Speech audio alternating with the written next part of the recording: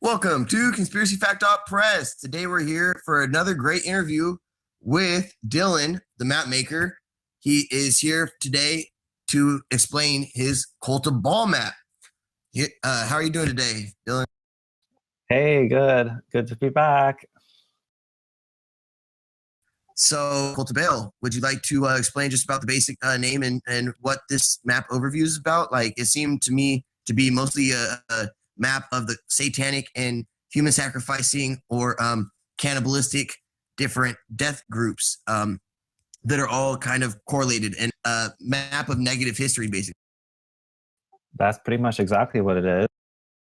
It is a map of, for one thing, human sacrifice. So the history of human sacrifice, but it's also a map of the elites who are occultists and practice a form of Satanism that has many different names.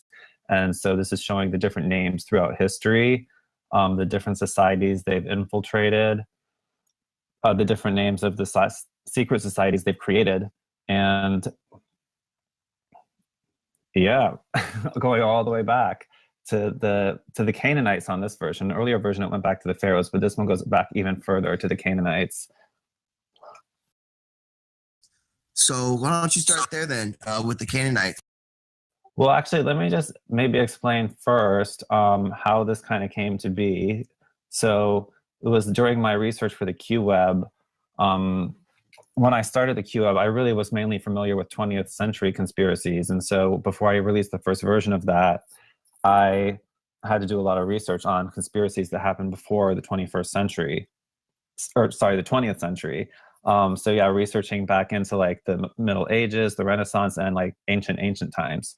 So when I wanted to revise the QWeb after I initially released it, and I had a lot more information that other people had given me input on, I had to do like an intensive research on this early period. And I was trying to get straight, like the main thing I was trying to track down going back to the earliest times was like how the elite in modern day society ended up with this like occult religion that is very much like Satanism, what a lot of people call it.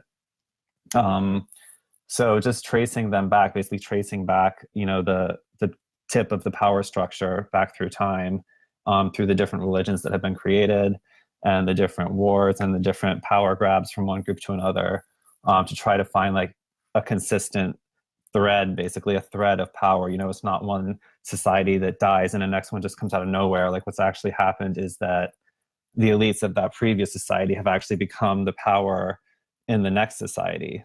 So, a lot of people think the pharaohs are gone, but it's basically the same people or the same, definitely bloodline, but also, the same pot of gold.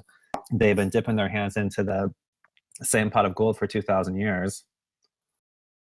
Yeah, it seems to be that they infiltrate the next one before they burn down the last kingdom they created.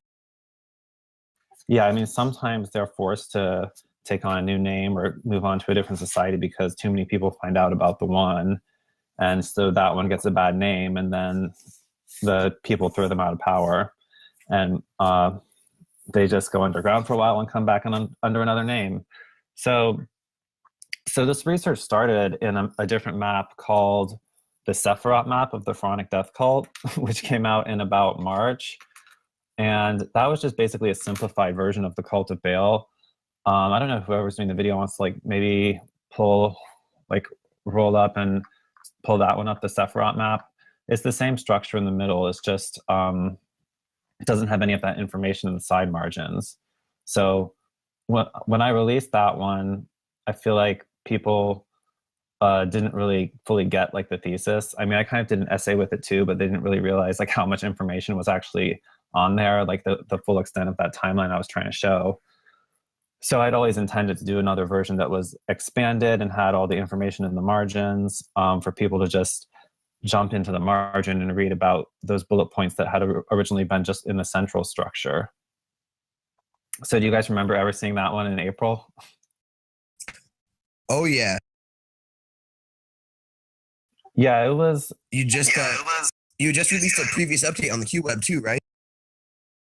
Yeah, definitely. That was when the QWeb first started having the ancient section like fully developed, the ancient and medieval section like fully developed around the time when I released the Sephiroth map. your sidelines in, right? Your margins filled in with all the stuff that made it today's map, the cult of Baal. Yeah, there's always been a sort of short essay that went with the Sephiroth map that you can get on, well, now it's on page 2 of the PDF. I guess there wasn't always even a PDF to go with it, but it's now, the Sephiroth map is a PDF where you can read an essay on page 2, and that's also on the Sephiroth page of my personal website. So just to sort of explain my website structure really briefly, is my main website is deepstatemappingproject.com, which you'll find the very first thing is the free downloads. And, we've got the Q web, I think the Q key, which is the color version, the Sephiroth map, the Cult of Baal map. So you can get PDFs of all of those, and the essays on page 2 of that Sephiroth map one.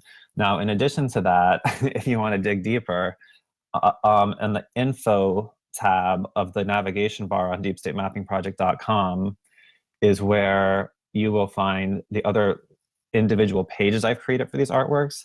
So actually each one has their own page. There's a page for the Q web, a page for the Sephiroth map, and a page for the Cult of Baal map. And you'll find that essay again on the Sephiroth maps website. And there's also a lot of other information on there, like pictures of my development process and early versions of the artwork, like different components of the artwork. And the Cult of Baal website actually even has a bibliography, which is really new for me because, with my QWeb, everyone's asking me what my sources and stuff. And so finally for this one, I actually did give my sources. And, some of it's books, a lot of it's articles I found online, definitely some Wikipedia. And then there's a few, there's one YouTube video that I would say was almost even the inspiration for this, which I think Bibbidi was mentioning earlier, or I think that was Retango. Oh, sorry, just Tango, which was Chat Zafrat's The Pharaoh Show. Has anyone seen that one? I think Tango's seen that. So yeah, that's definitely, I think, an important video to watch, just because it basically is a guy in Switzerland who goes around Switzerland looking at the architecture and the symbols on the walls and the stone, and just basically pointing out how there's so much Egyptian symbolism in Switzerland. And he's really done his history homework, and he knows basically that is why that they have this Egyptian symbolism is because they are descendants from the pharaohs, and it's that power structure that started with the pharaohs that is in charge of Switzerland today, and using Switzerland as its global headquarters, and that using basically America as its what I call a pharaonic proxy army.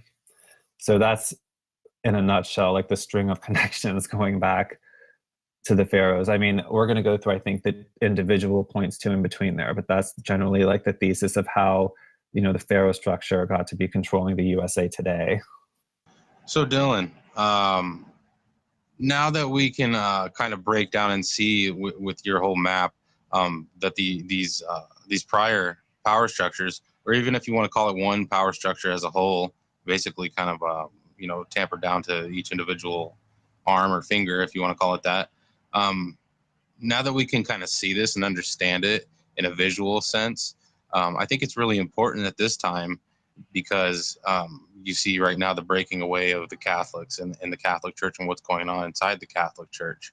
And so we're going to have a huge population of people trying to understand what they have been suppressed. They have this information been suppressed from them forever. And so what would you do as the map maker to try to ease them into understanding this power structure as a whole, and not just blaming, what exists now, but what has existed for thousands and thousands of years? Well, this map definitely isn't the soft way to explain it to people. Definitely people who are Catholic, because this map is kind of giving you the full disclosure in one place. And like you were saying, it's trying to show a very complicated progression of power on a, all on one piece of paper in a simple format. So sometimes when people look at this, they just understand it immediately, and it's pretty shocking to their faith, actually. Probably, I would say maybe worse so for Catholics, but maybe not worse so for Catholics if they're really stubborn, they just don't even really want to read it or read into it. But I've definitely had a few people who have looked at this and been like, wait, so like, is God real? Like, does God exist? And I'm like, well, that's not, the question I'm trying to answer with this. Like, I'm just investigating history. But, when you see that basically the Vatican is evil or like satanic at the core, the very highest level, you have to accept that that organization is at the core. And I mean, if people, obviously not everyone believes in what the highest level believe in, but if that's who's controlling them, it's like their belief system has been manipulated by these evil ones. So it does take into question, who, if their beliefs are true or not, because they have been corrupted at the core. And there might be a different interpretation of their beliefs that's true, but that's like what they'll need to seek next, as opposed to having the confirmation be through, say, the Vatican. And it kind of presents a problem for Protestants as well, because, Protestantism arose as a response to the Vatican's harshness during the Inquisition. But, the thing with Protestant is that it's sort of based on the same version of Catholicism or Christianity that Catholicism was. It didn't go back to before Catholicism and take one of these early versions of Christianity that the Vatican had exterminated. It just basically took the Vatican version of Christianity and removed the Pope and a few other parts of the power structure. So it was intended to be an improvement, but it's really sort of the same church that the Vatican started. And, but like when I was saying, going back to before the Vatican, what I was referring to was like what you would call like the Gnostics, which is like pre-Vatican Christianity, or at least a part of it. There was different sects, but the Gnostics were one of the main groups of like pre-Vatican Christians who had very different belief system than the Vatican, while they were still followers of Jesus. But then the Vatican came into power and sort of rewrote their books, or took a different selection of books. What I mean by that is basically taking out certain books like the Book of Enoch, books that they found with the Nag Hammadi scriptures in Israel in like the 1950s, were very different from the Bible, which included the Old Testament that the Vatican uses as the Christian Bible. So I hope that answered your question. Yeah, absolutely. And you actually, make a good point that we can take that and we can kind of put that into, whatever religious slot that we want. I mean, we could include like Jehovah's Witness. We could include all these different arms, if you will, because they're just offshoots. Yeah. Well, and some of those offshoots, like I've heard Mormonism is even strongly linked to like Freemasonry, and like some of these offshoots are even just very directly like more evil sort of manifestations on like on a smaller scale. So one thing I just want to maybe read like maybe just like the first couple sentences from the Sephirat map essay, because it kind of there's a few important points that need to be made about this. Is that cool? Go for it. Absolutely, bro. So yeah, reading from this Sephirat maps essay, which is on the back of the PDF and on the website for the Sephirat on DylanLewisMonroe.com. It's the Sephirat map follows the evolution of an occult belief system that relishes in human sacrifice and war, and uses banking as a tool for global domination. Now that's a really important point, because on sort of the second half of this map, or even really more like the last quarter of the map, the progression of power is directly linked to the moving of the biggest bank in the world. And I'm jumping ahead a little bit. I just want to explain that point because it's one of the most important points on here, is the banking that was developed by the Templars. Then after the Templars were defeated in the Holy Land at the end of the Crusades, they went back and founded Switzerland.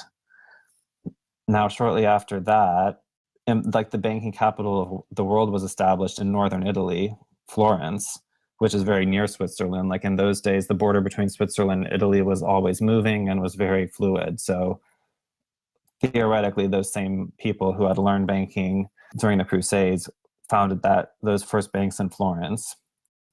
Then the banking capital, you'll see this actually, if you're on the map, this is right to the left of the word Masons, on that node Masons in the bottom left. The banking capital of the world moved from Florence to then Hamburg, Germany, to then the Amsterdams, sorry, the Netherlands, Amsterdam, and then to London. And then way later back to Switzerland, like the main place where it had originated from with the Bank of International Settlements. That's further on the timeline. But so actually I just jumped ahead like really bad just then because I'm still trying to read like the first like 3 sentences of the introduction. No, you're good. Go ahead. You're doing. So jumping back to the introduction, it's really important for me to say that this is not a reinterpretation of the Kabbalah tree of life.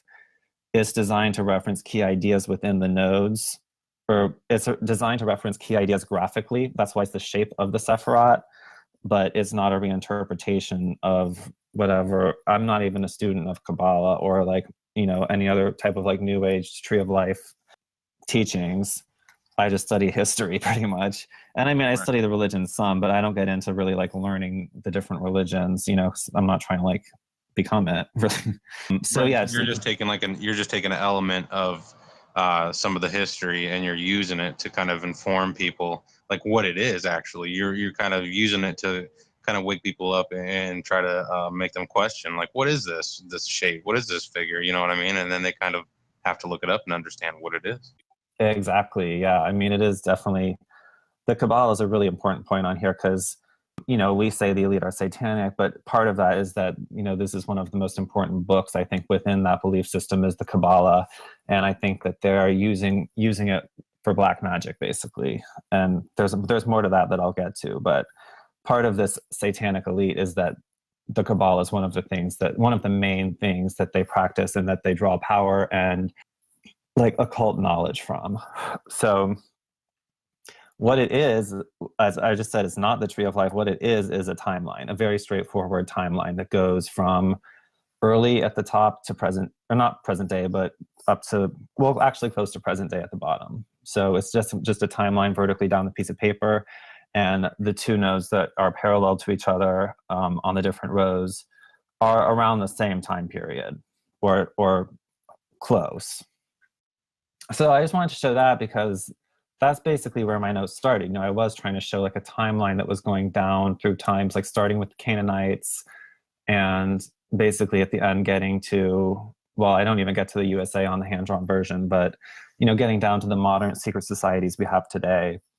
And then from there, I digitized that and did a little bit more refined and complex version with just text.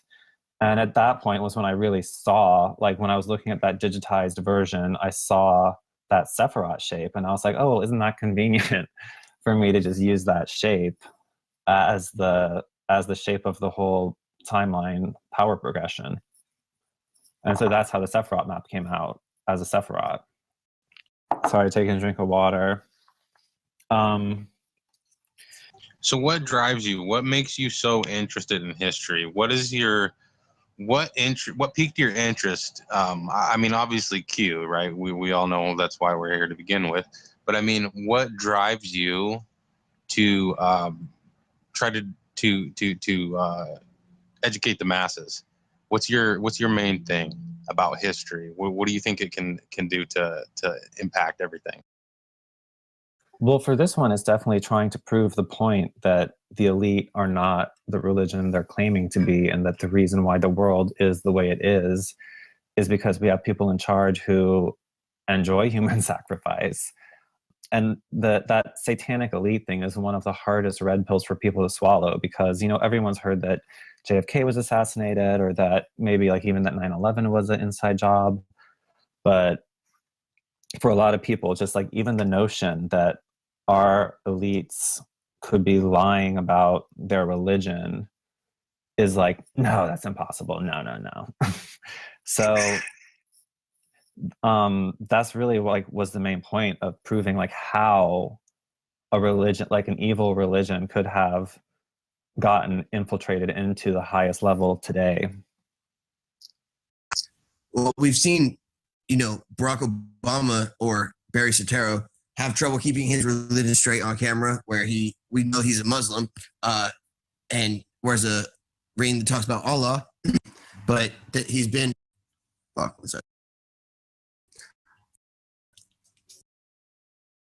Yeah, definitely. And Islam definitely ties into all of this like very strongly.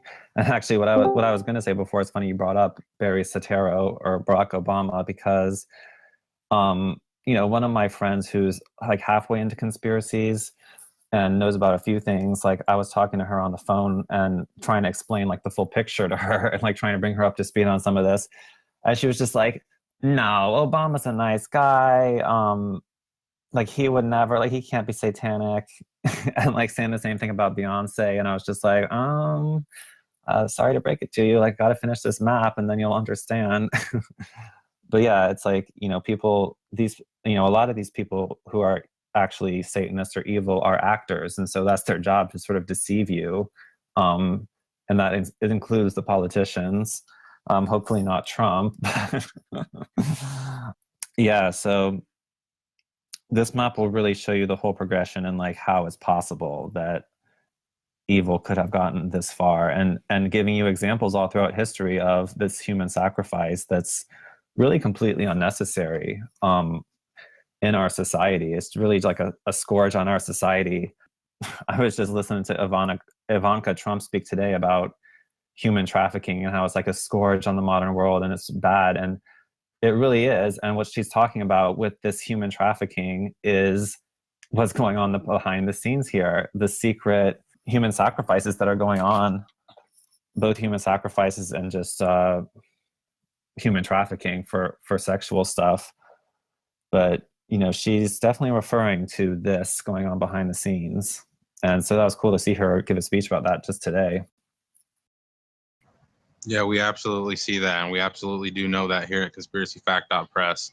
But we can also see around the world that the squeeze is on, that these networks are getting shut down, these rat lines are getting figured out and found out by authorities, and we can see that it's happening. That there is a kibosh getting put on all of these human sacrifice rings and all these evil networks going on around the globe.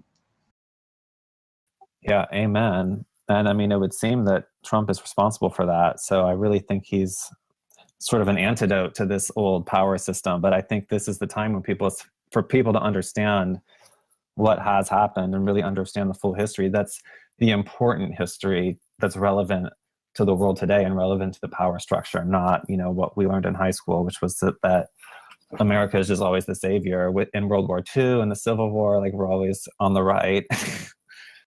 So I think, should we like maybe look at the Cult of Baal map, and I'll sort of tell you guys the basics on like how to explore it, how to read it. I mean, I've already told you it's a timeline, but there's just a couple of things that necessitate a little explanation. So the first thing to see on here is at the very top of that Sephiroth shape, those two sort of platforms that stick out of it.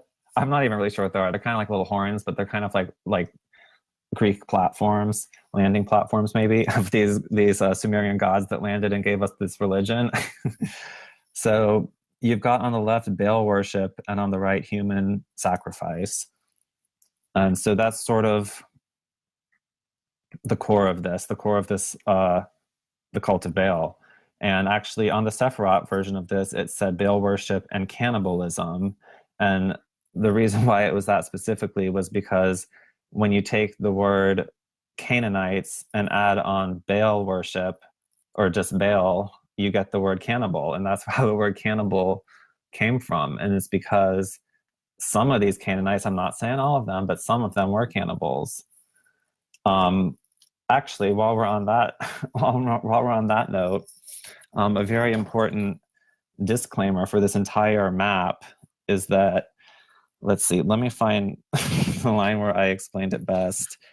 Basically, what I'm trying to say is that each of these groups has mostly good people in it. It's just this elite, the top, I would say 1%, maybe even like 1% of the 1% that are guiding this whole thing. And it's the same way they're guiding the entire population. So obviously, there's good people in all these organizations. And it's really just actually the leaders, maybe not even the only leaders, but the leaders who manage to stay in power that are the evil ones that are practicing this human sacrifice and that are like really into the Baal worship. So is that clear that, I'm not like insinuating that for especially like the Masons really take offense to this because they're like, well, we don't worship Lucifer because I have the Luciferian caption on there.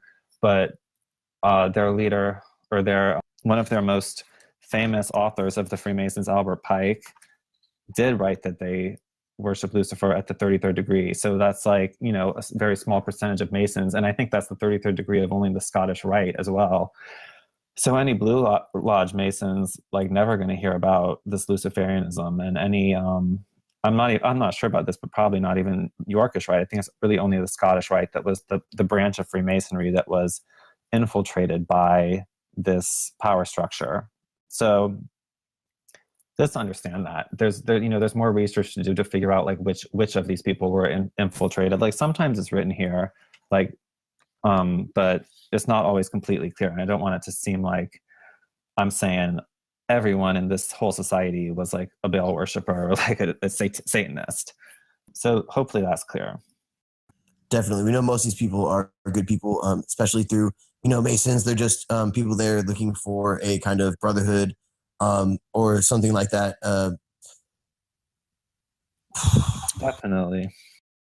So the important thing to know about how to read this map is that you basically take one of those words from the central structure, from the central Sephiroth, whether it's inside a circle or whether it's in a connection or whether it's one of the words outside the circle, the big words. And then you go to the side that it corresponds to. So if it's on the left, you go to the left. If it's on the right, you go to the right.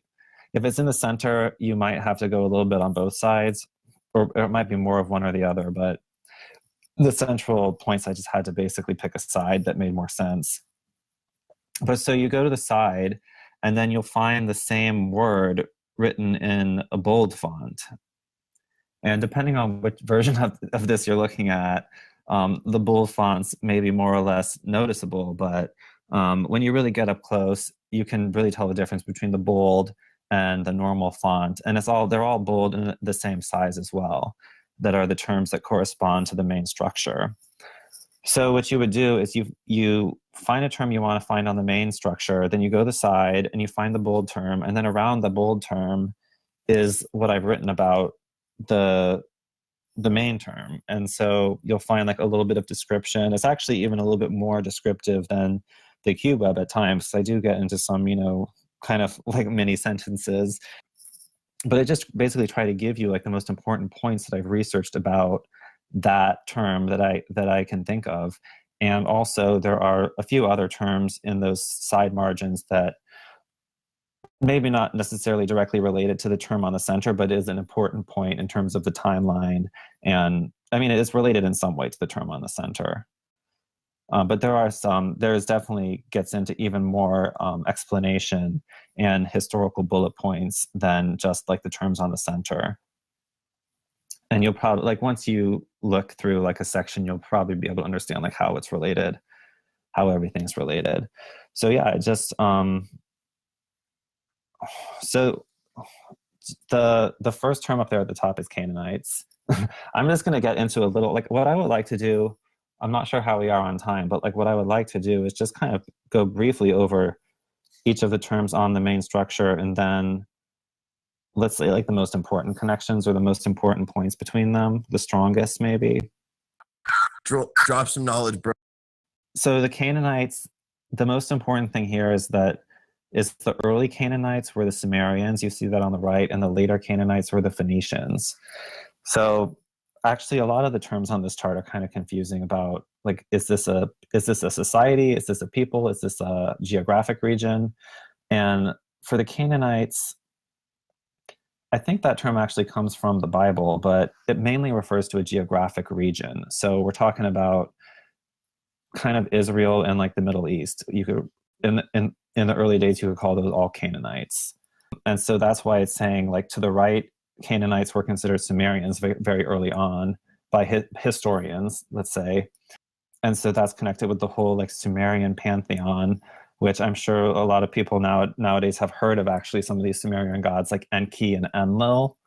so like the theme kind of throughout this whole chart is that basically all religions trace back to these original Sumerian gods, Enki and Enlil, and like their whole pantheon from that Sumerian period.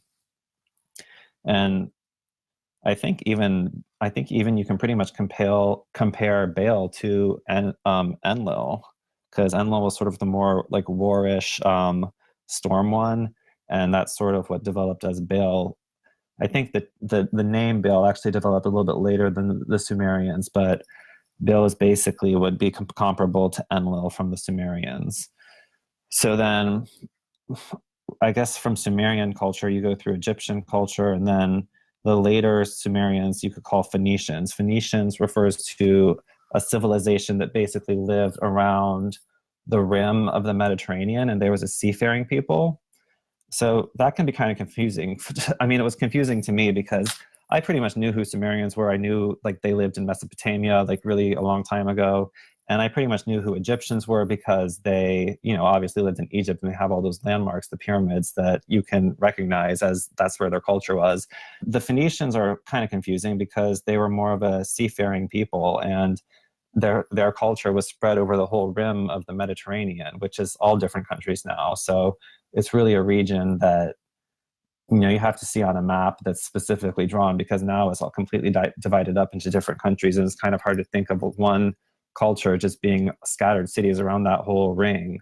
But they sort of just ruled the sea and were the Mediterranean people, and they were the first ones who really, well, maybe not the first ones, but their culture was really centered on the worship of Baal. And for them, they had a little bit of a different name for him, which was Baal Hamon.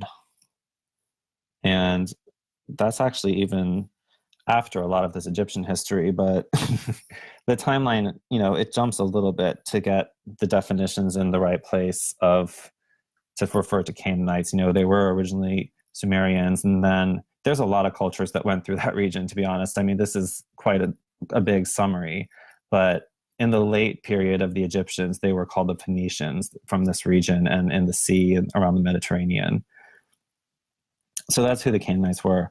Tribe of Dan, a lot of people say that the Antichrist will be coming from the tribe of Dan. I'm still a little bit unclear on exactly like if you could call these people the tribe of Dan, or is tribe of Dan basically says like the evil portion of God's people, of like the Israelites, of like the lost ones. What have I written here? So I see tribe of Dan, I jump to the bull, tribe of Dan. It says pagan tribe of the Antichrist, and the Bible says that they were into like the golden calf worshiping, which in Exodus, you might remember, like while Moses is taking the 10 Commandments, his people, the Hebrews, supposedly down at the bottom of the hill start worshiping the golden calf again, because they get a little bit confused about who their God is, and they start reverting back to their original ways of worshiping a golden calf, which is a reference to Baalism. But so that's what you can think of as the tribe of Dan. So what gets a little bit confusing on this map, which is why I made it to explain this, is that there's names and terminology that all come out of the Bible, and that's kind of what Canaanites, tribe of Dan, King Solomon is from. And then there's a whole different set of names that come out of mainstream historians. So that's why I'm saying, Canaanites are actually Sumerians and Phoenicians. King Solomon we'll get to. A tribe of Dan, I don't think there's really a term for that from like mainstream historians, but I think I've explained it to you guys like pretty decently. So are you guys ready for the next row? Let's do it, bro. So pharaohs. In Egyptian mythology, the first pharaoh is Osiris. Now this kind of contradicts mainstream historians, say pretty much the first pharaoh was Menes. That's neither here nor there, but pretty much, so Osiris was actually like a god in Egyptian mythology, and they consider him to be the first pharaoh, even though it's, at least mainstream historians have not like admitted that Osiris was a historical pharaoh or not, but that's what their belief system was. And the legends of Osiris are pretty much analogous to the legends of Nimrod in the Bible. And then the legends of Nimrod in the Bible are somewhat analogous to Gilgamesh in the Sumerian mythology. So, like I said, like there's going to be a theme on here of everything like tying back to Sumerian mythology. Even the biblical stories have parallels in Sumerian mythology, and that's like the oldest religion. And I mean, maybe this actually should have been called the cult of Enlil, but for some reason, like that Baal seems to be more appropriate than Enlil, because I'm not even sure if Enlil to Baal is like a really direct connection. Because, you know, some of these gods have very similar traits, but they also have some different traits. And basically they follow a similar archetype. And so you'll have an archetype of, say, a storm god that goes just from one culture to the next. And so that's why the names are analogous, because they're all the storm god. But then in one culture, it might be the god of storm and war. And another culture, it might be the god of, say, I don't know, well, storm and just storm, or storm and desert, actually. So an important note about the pharaohs, since we're here. Actually, you know what? Let me just break for 1 second. I think I'm jumping ahead too much before I really explained overall the map. Is that okay? Sorry to switch gears, but I just want to jump down to explain like the deity chart really quick, because I kind of just... You're great. Going down one avenue, like a Christianity avenue or a Greek god belief. You're going down, you know, to the root, the basic structure of it all. Exactly. Yeah. I just wanted to jump ahead, like break off the timeline really quick and just tell you briefly that at the bottom of the diagram is what we call the deity chart. And it's sort of separate from that layout I was explaining of the terms in the middle corresponding to the margins. So the deity chart is at the very bottom. And I think if Bibbidi wants to pull up that like long horizontal picture that I posted below the black and white picture, it's a close-up of the deity chart from the poster version, which is actually a little more expanded and thorough and makes more sense than the one on the 8.5 by 11 piece of paper or JPEG. I'm looking for it and looking for it. I'm not seeing it. It was the last one I posted in the string of like the main images I posted for this. It's like the hand-drawn, the black and red Sephiroth, the black and white cult of Baal, and then this long sort of gray. Yep, I finally got to it. Yeah, so that's the deity chart. And what I came to with this is that there's basically a male archetype of this storm god, and there's like a female archetype of, I don't want to say necessarily his wife, but like I'd say like the main female goddess of the culture. And so it basically, for the female, it goes through like Inanna, Ishtar, Isis, Aphrodite, Venus, and then that corresponds to Sumerian, Egyptian, Greek, Roman. And then on the other side, the masculine deity, it says Baal, Moloch, Set, Zeus, Jupiter. And actually, Zeus and Jupiter could also, you could consider that to be Saturn and Cronus. I'm not sure what makes more sense to put in that row, but it's the chief masculine deity and the storm deity of all those cultures. But then a lot of people more like, you know, Greek and Roman cultures had so many gods that I think these roles like a little bit overlapped. And so you could also tie Cronus instead of Zeus and Saturn instead of Jupiter as this chief, sort of the one that connects back to the archetype of like the Satan archetype.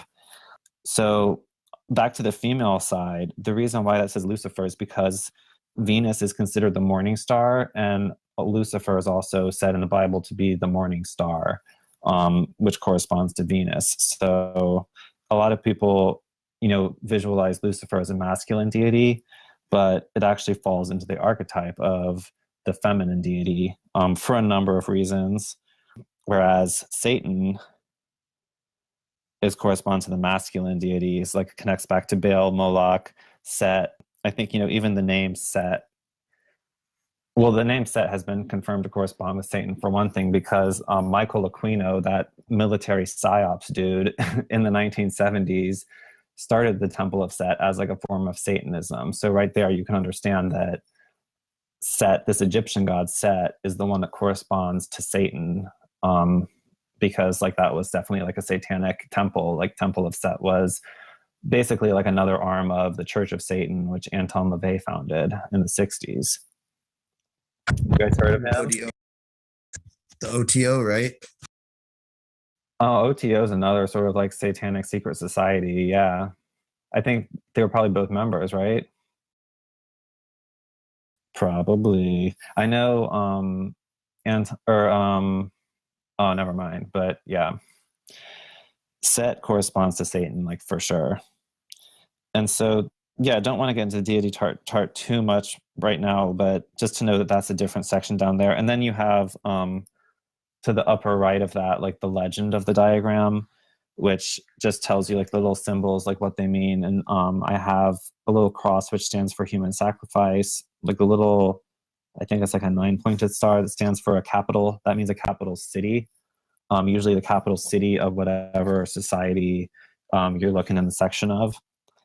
Now, the next one is if you see two terms that have a line in between them, like one on top of the other, that means that it's two terms for the same thing, or that they were the same people that have two different names, or that they're the same people that existed in two different locations.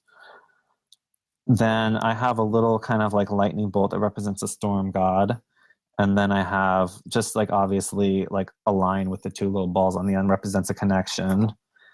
And then there's a couple little question marks on here that represent theories or stuff that I'm not sure about, or stuff, I mean, probably no one's completely sure about, but there's a few different theories on here that, you know, I don't want to presume to anything, or just, you know, so there's a few things that you could consider theory. Now, shall we go back up to pharaohs and continue the timeline?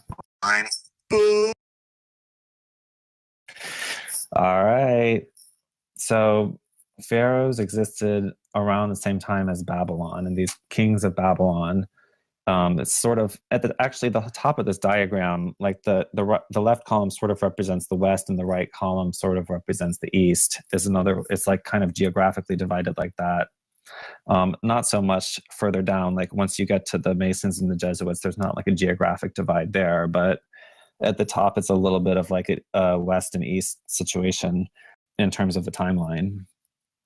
So Babylon is actually the new node that I added after the Sephiroth map. The Sephiroth map ended in pharaohs at the top because I was trying to prove that Chat Sephiroth's Pharaoh Show video thesis that this all goes back to the pharaohs. And, you know, I still think that thesis is true, but there's also a strong influence that came into this cult of Baal, or this, you know, the cult that runs the world, from Babylon. And I think that the leaders of those societies have kind of merged and like decide to work together to take over humanity pretty much.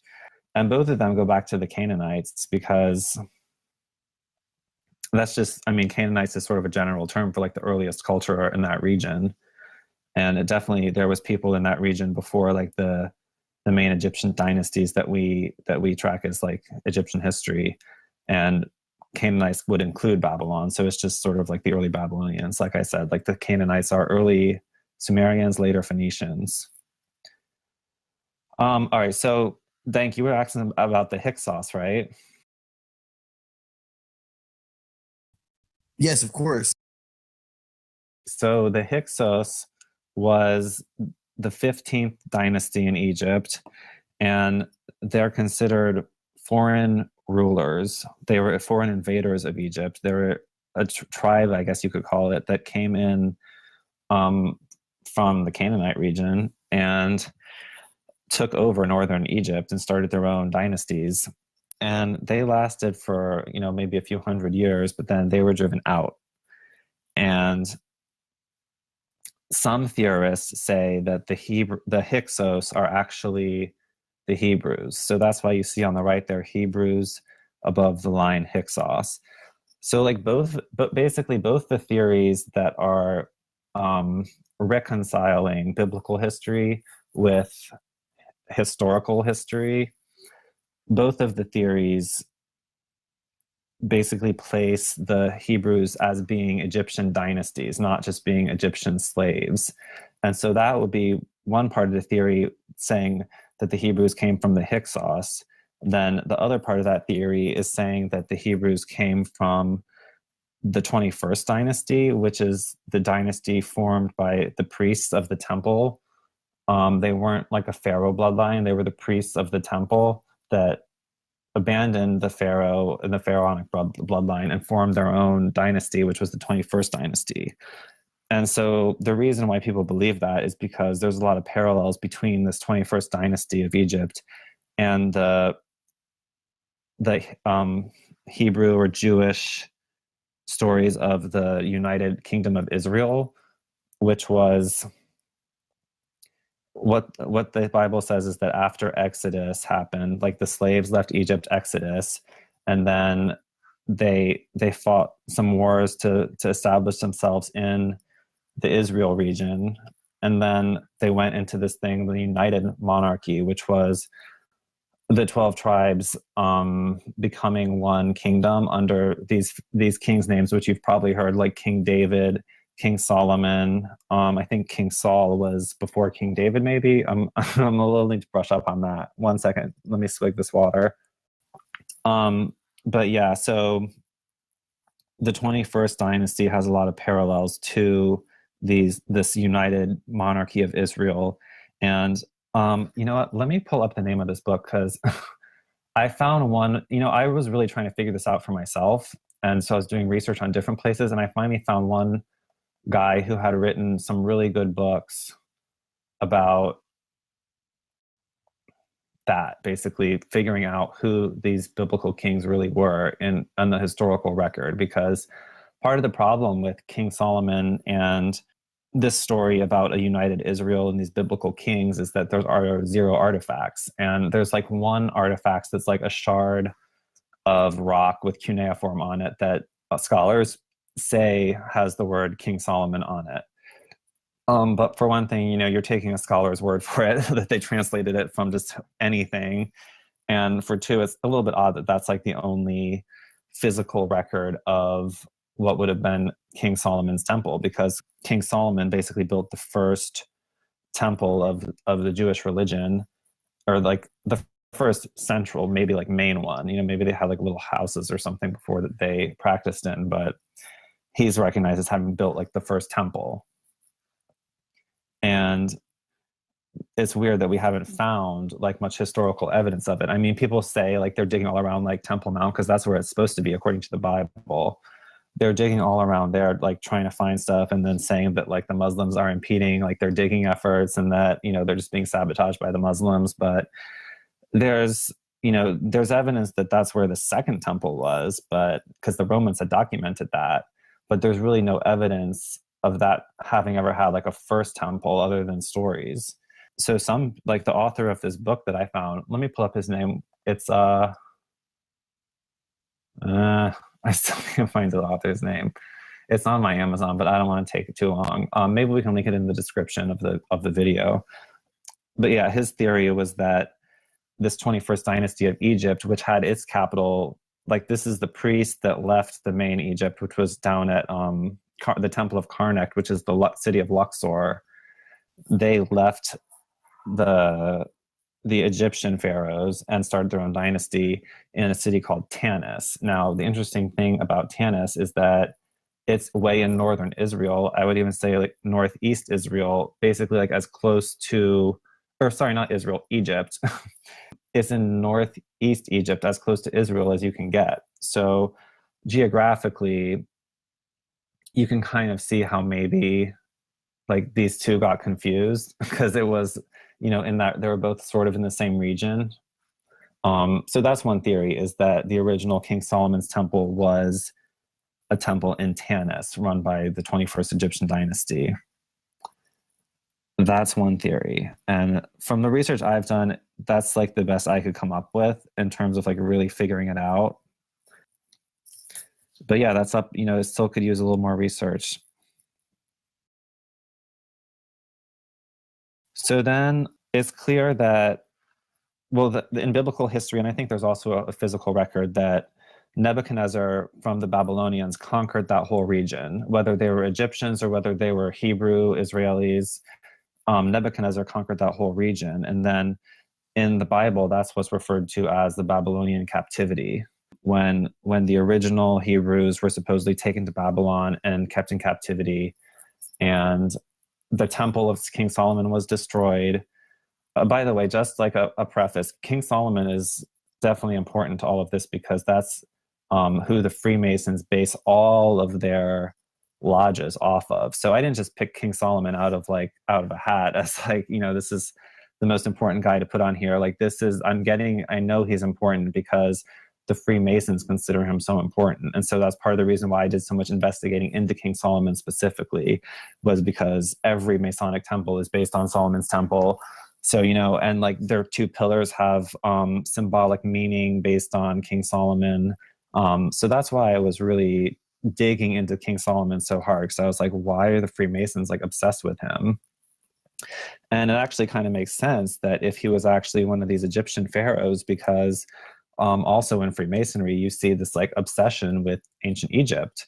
And, if the Hebrews had escaped their oppressors, the Egyptians, and then, gone on and evolved into Christianity, and then gone and evolved into the Freemasons, why would you want to be putting like your oppressors, like if like your slave masters symbols like all over your own like decorations and lodges or whatever? So that's why I was really digging into, like, you see the pyramid on the dollar bill. So it's like, why are we like still obsessed with the Egyptians when they were supposedly just like slave masters to us? And it's because they weren't just like these elites were the Egyptians. They didn't escape from the Egyptians. Like, that's part of this whole it's part of this victim story that lets them get away with what they're doing, is that, it starts off with the story of the Hebrews escaping from a slave master, the Egyptians. So automatically you feel like these people deserve to be treated nicely, because they were slaves and they escaped. And so, you want good things for them. But like, it seems that the truth is that they were really just a dynasty, or multiple dynasties, possibly the Hyksos and the 21st dynasty, the priests of Karnak, which both those dynasties failed and were driven out of Egypt, or were conquered by Nebuchadnezzar. So it just gives you a very different perspective of history, that, we didn't come from the underdog. We came from like the attack dog. You get what I'm saying? 100% the conquerors.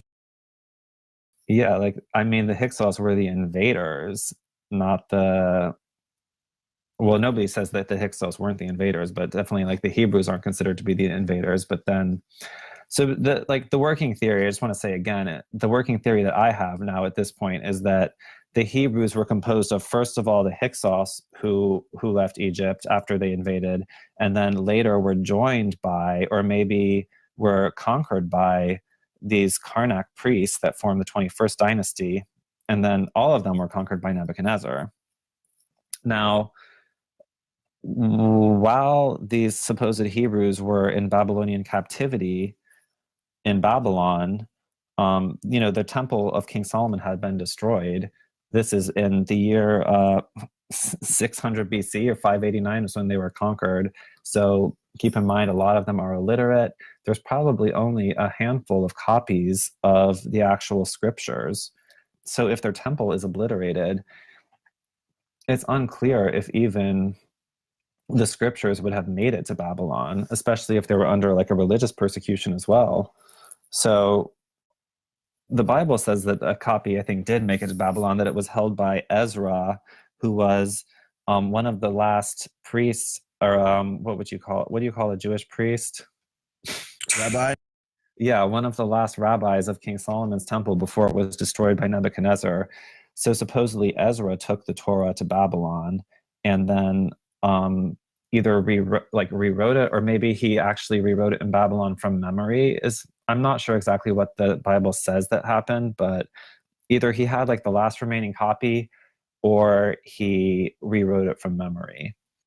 So that brings up the question of whether whether Ezra was like a spy working for this Babylonian king that he just wanted him to like create a religion for these Canaanites and then bring it back to Israel or the Canaanite region and say, you know, we were your relatives, like this was your religion and we're back to save you, basically. I wondered that when I was doing this. I was like, if he did this from like, if he came up with this whole Torah from memory, like who's to say that he was even like one of the original Hebrews that left? So that's an interesting theory, because then we're getting back to the return of the Jews. So Cyrus the Great was the, I guess you would call, king of the Babylonians at the time when the Jews were allowed to return back to Zion, which is the Israel area. And that's when you begin the Judea Second Temple period. So basically what this chart is saying is that it's not completely clear that united Israel monarchy really existed as it's portrayed in the Bible, but that it may have actually been either like the 21st dynasty of Egypt or Hyksos people, like sort of like failed dynasties of Egypt that had retreated back into that region. So I got you through to the Judea Second Temple period. This is actually the most confusing part. So if you can follow through this, like we're going to be good for the rest of the chart. Go for it, bro. Are you guys still following? Like, Yeah. I think I explained that pretty well, but like this whole Hyksos, like the whole like Egyptian Israeli Hyksos thing is really confusing, and it took me a really long time to understand it. And that's, I mean, the thing is, it's like there's no written record, like there's no history. So I mean, it's probably list the sources on like one hand of like what we even know this history from. It's from, you know, like hieroglyphs on certain temples, and then like obviously you take the Bible as like a possibility, but you sort of have to reconcile that with what has been discovered archaeologically. Yeah, bro, you really killing it. Dropping knowledge on a lot of stuff that is hard to research, and doing pretty well at it. Like summing up a lot of this stuff. Yeah, I mean, I almost killed myself researching this, and I was lucky. I had a couple people really help me. Like, I had one woman who is a classics major from Australia. I don't know if it's obvious, but classics is like the study of like this ancient history.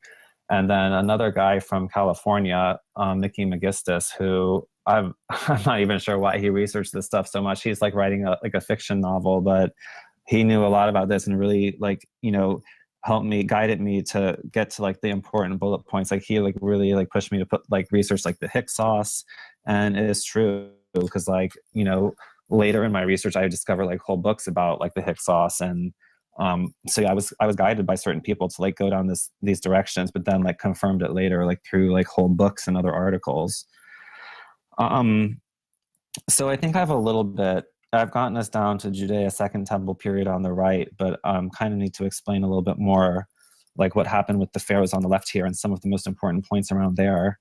So the pharaohs, I'm going to jump a little bit, but the most important point about the pharaohs is that during the 18th dynasty, which is actually considered the New Kingdom, it's like kind of what we think about like Egypt in its prime.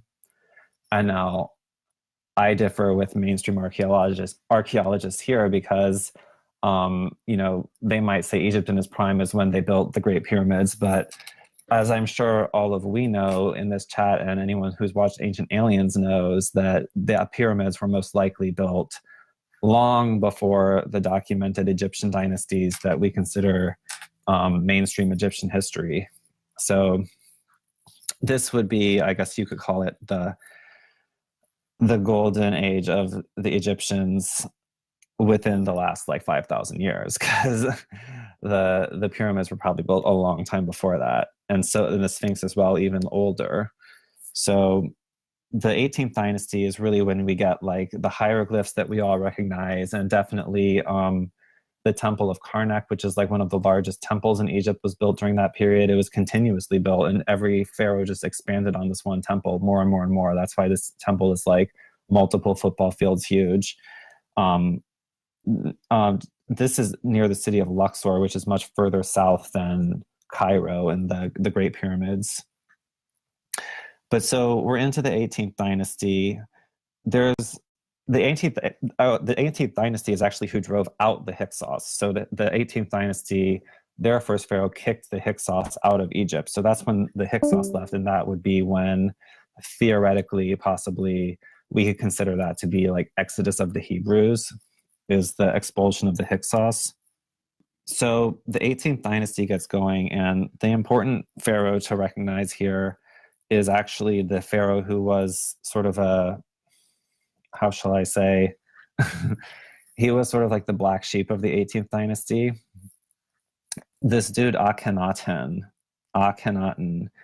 he basically tossed the old religion out and started this new religion called Atonism, which was the first religion, I think, in the world. I'm not sure what's going on in the Far East because I don't really research the Far East quite as much.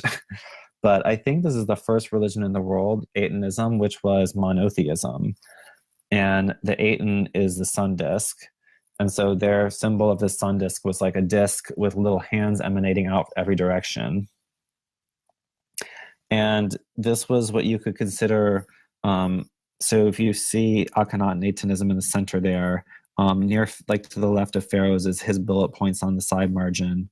You could consider this totalitarian monotheism because the old polytheistic religion was outlawed. And I think he even started trying to destroy like the hieroglyphics and like the record of the old religion, but didn't get very far. But this religion was like you had to practice Atonism. And he moved like the capital of Egypt again to a different city. And this was like the city that was the capital of his religion. And basically he pissed off all the priests of the old religion because I'm not sure if you would consider them like unemployed, but they were just like up shit's creek basically because, you know, they knew this old religion and he's trying to completely change everything. Like you can imagine their dissatisfaction. But he's ending like an entire religion. He's shifting an entire culture in a whole different direction. That's like, oh, that's completely devastating to a culture, you know? Exactly. I can imagine the people weren't too happy with it either. Yeah, exactly. I don't think anyone was very happy with it. But so a few things to note about this Akhenaten, the bullet points under him, it says hermaphroditic. So when you look at sculptures of him, he's like, he basically has women's hips and like, I think he has like breasts too. Like he's kind of like a little hermaphrodite. And so that's kind of unusual. And, you know, some people might say he's kind of like an alien, but like people actually think he had this certain like genetic disorder that makes you have like some feminine traits, even though you're a man. And I only mention that because it sort of ties into the whole Baphomet worship, which comes out later, which is this like hermaphroditic, like goat human. So some of that Baphomet worship might actually be inspired by this pharaoh Akhenaten, who sort of started this monotheism, and he had some of those same features. So, but anyways, he didn't last long. He was, you know, it's not, I haven't really found a clear story of what happened at the end of his reign, but he either died or was overthrown. I don't think he lasted very long. And then the priests basically went right back to the old religion. I think, I'm not sure who actually like the very next ruler was, but in one way or another, like, I don't think it was like his son or it wasn't like his direct bloodline. I think actually his wife ruled afterwards, and the priests sort of like took control and reverted Egypt back to the old religion, and then actually almost erased every trace of Akhenaten and Atonism. Like they completely destroyed the city he built, and he was really almost completely erased from the Egyptian record. And the existence of Akhenaten was only discovered and like revealed to modern, the modern world and modern historians. Like, well, I want to say either in like the late 1800s or early 20th century. So what would you say? What would you say, real quick? Some people believe and say that Akhenaten was Moses. I mean, you know, it kind of does make sense. What would you say to that? I would say that's a possibility for sure. Like, you know, I don't think there's there might not be like a direct, there's not like an obvious direct tie to Moses. Like I've definitely seen other suggestions, like not Akhenaten. Like I actually have right here, I'll drop a meme in. Now, I'm not following this meme like directly. I think it's important to point out like the correlation of, you know, in the pattern cultures. Yeah, definitely. So like this meme is putting Moses as Tutmos III, who came before Akhenaten, but he was part of that same 18th dynasty. So, you know, I would definitely say that Moses, in terms of timeline and action and you know historical achievements, does probably tie to one of these pharaohs of the 18th dynasty. This one saying Tutmos III. There's also I felt like there was some sign or some indication that Moses connects back to actually Tutmos IV, which I'm not sure if that's Tutmos III's father, if there's someone in between. But you know, you look at the name Tutmos. There's different spellings of it. For one thing, the way I've spelled it on the Cult of Baal map, it's spelled basically Tutmosis. And so you see right there the similarity phonemically between Moses and Tutmosis. And you know, I'm not just making that spelling up. Like that, there's different ways to spell it. No, you're exactly right, and it's a good point, because if it was an Egyptian pharaoh that was Moses there, that, you know, transformed into what we know now as Moses, it would make sense that he would get, you know, like pretty much a kingdom, so to speak, a smaller kingdom to follow him out into the desert to become, you know, his servants, his slaves, if you will, and his followers. Yeah, for sure. It was, you know, it's the priesthood of this 18th dynasty that I'm saying could have, or that did go and form that 21st dynasty, which I say could possibly be the Israel United Monarchy. So yeah, I think, you know, there's evidence that the story of Moses could have possibly been inspired partially by Akhenaten, definitely in the sense that Akhenaten, you know, formed the first monotheistic religion for sure. And you know, we have these two little images in the middle, the Sphinx stele and the tablets of the law. And the Sphinx stele, so this blew my mind. So in between the two paws of the Sphinx is what's called a stele, which is basically, I mean, you can think of it like a giant gravestone. It's like a big stone slab that Egyptians carve a message onto, that's either like a historical record of something that happened, or, you know, like whatever they want. And so this Sphinx stele has, it's sort of a vague message, but there's different interpretations. But you know, I read a whole article about this, and you know, I think at the deepest level of interpretation of what's written on this Sphinx stele is that Tutmosis kind of had a vision of monotheism, because I think he had a vision where like multiple gods were combined. And so Tutmosis IV was Akhenaten's something like great grandfather. And so I think possibly what happened was that, you know, this dude Tutmosis had a vision of all these religions combined, basically the vision of monotheism, put this stele right in between the Sphinx's feet that like outlines this the origin of this, like the conception of this idea. And then I think that this religion was practiced within like the elite of this ruling pharaonic family. They were practicing Atonism for the next few generations, and that Akhenaten was just the first one who decided to be like, make it public and enforce it on everyone else. So, I mean, I feel like what I just said made a lot of sense. But so yeah, like it could be Moses, but then like Akhenaten was the first one who tried to enforce it. And then since he failed, they sort of had to like back off and like regroup and then like figure out a different way to go about it. So I'm trying to get you guys like up to the Roman Empire here, and it's this is one of the hardest jumps between the pharaohs and the Roman Empire, because there's a lot of stuff that happened in between. I mean, the pharaoh kingdoms were constantly shifting. Like at times they were invaded by people from the south.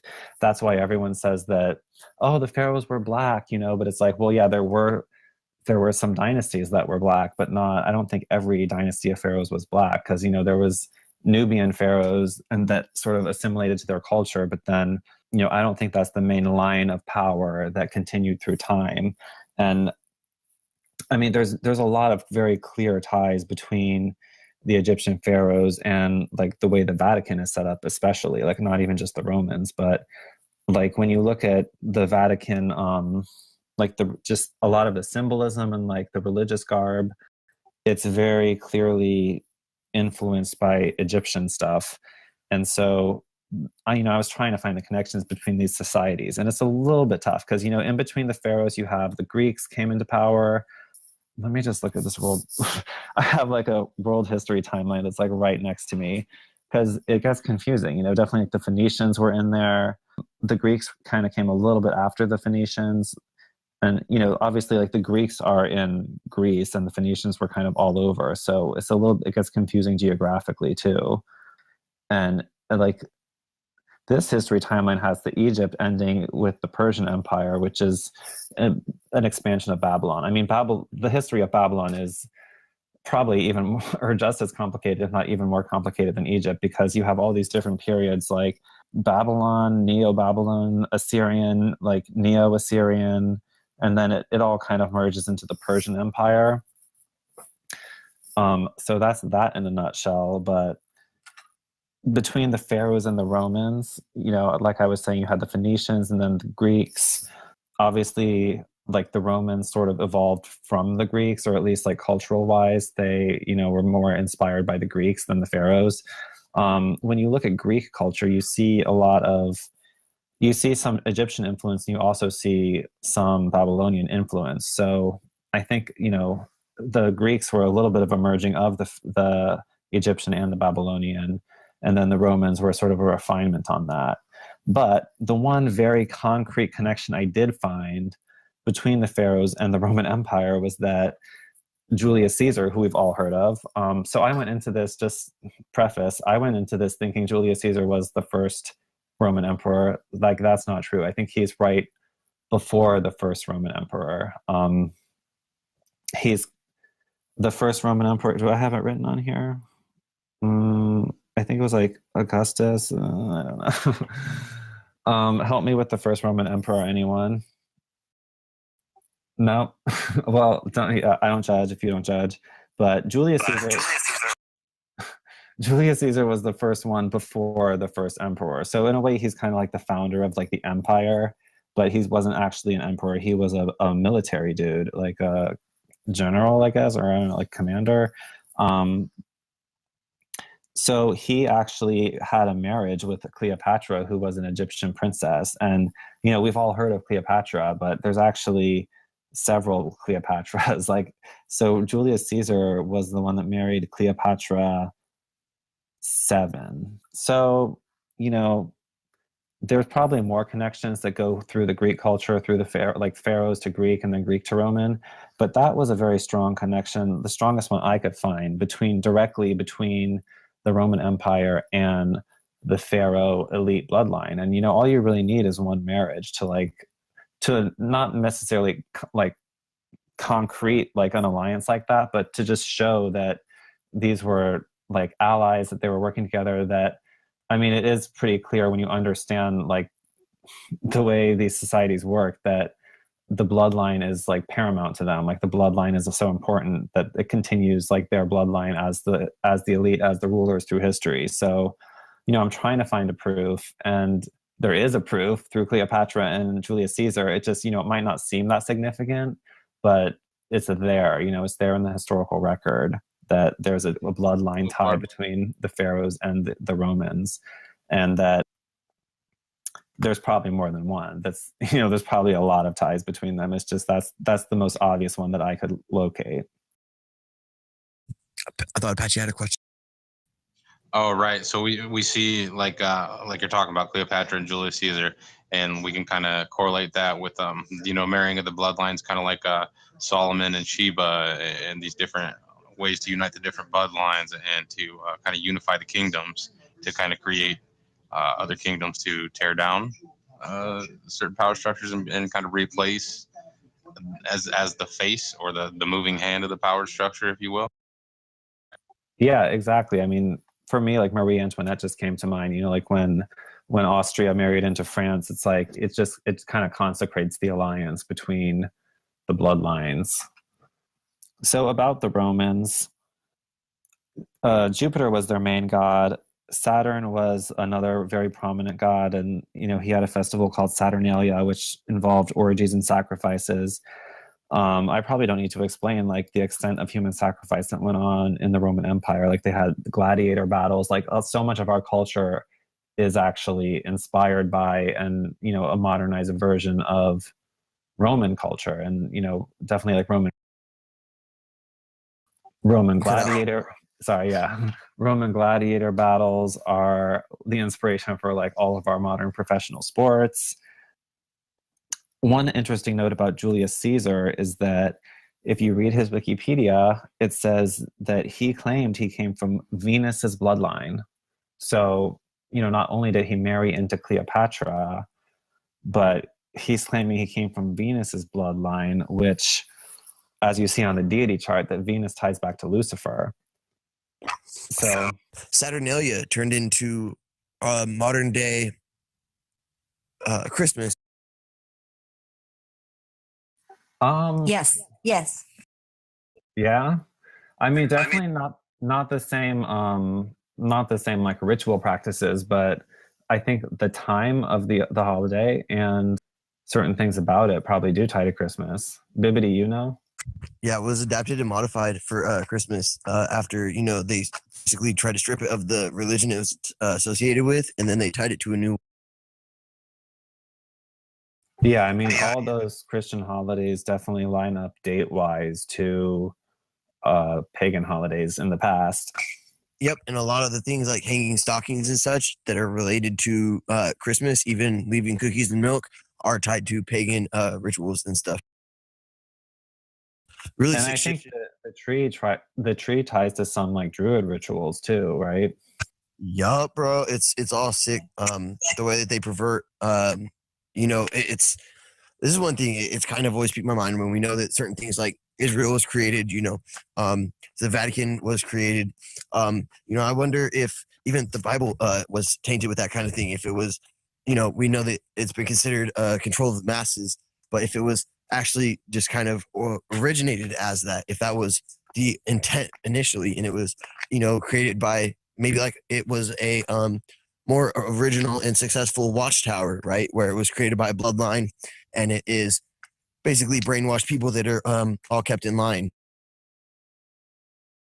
I think to an extent it is, but like the thing to understand is that, one second, I gotta let go of my button because I'm like typing on my thing. 1 second. Yeah, like the thing to understand is that they mix like the truthful good sections of these scriptures with sections that aren't so good that like they add in. So you know there's stuff that appeals to people that's definitely like true and like you know good to believe in, but then there's also these control mechanisms thrown in, like especially you know like submissiveness to like the Pope figure and totalitarianism, and you know what they did with it in like the Inquisition is just like horrifying.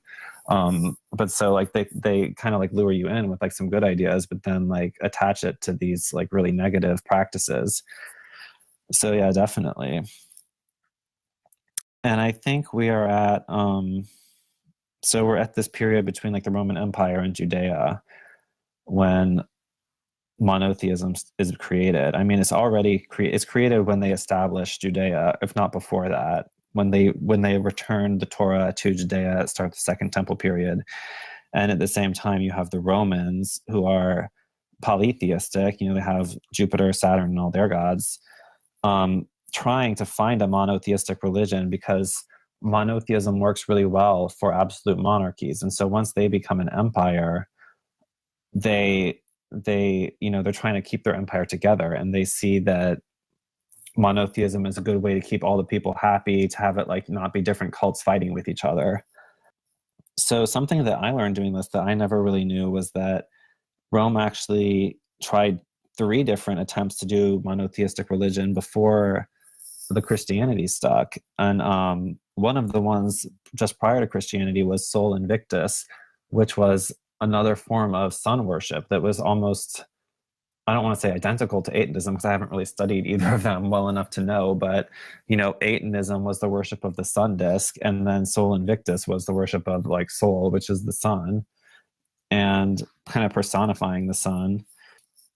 Another thing to note that is not as prominent of a point on the Cult of Baal map as it is on the Sephiroth map, or the original Sephiroth map. This religion called Mithraism is an important religion in Rome to understand, because, let me say it again, Mithraism. Well, first of all, you see just in the word, it's the myth of Ra, so that's tying it back to Egyptian religions. But Mithraism was actually a Persian origin religion, and a lot of the practice of it involved bull slaughter. So when you see, like if you look up Mithraism on Wikipedia, the picture you'll see is of a statue of a human slaughtering a bull, like slitting a bull's throat. And this was a religion that was popular among the Roman army, which obviously is a very important part of the Roman Empire. There you go, you got the bull.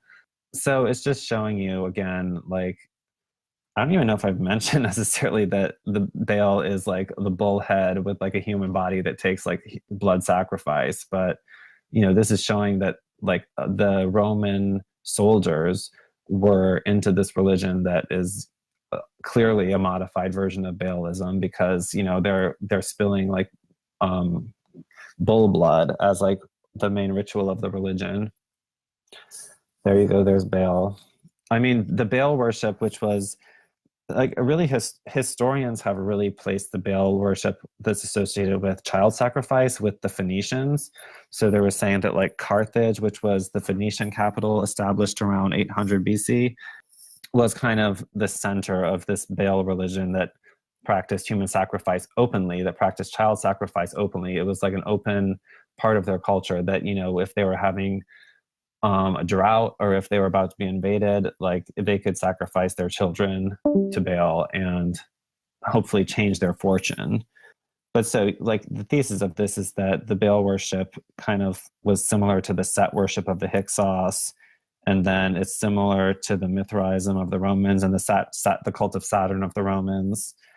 And then, that same philosophy is part of the Vatican at its core.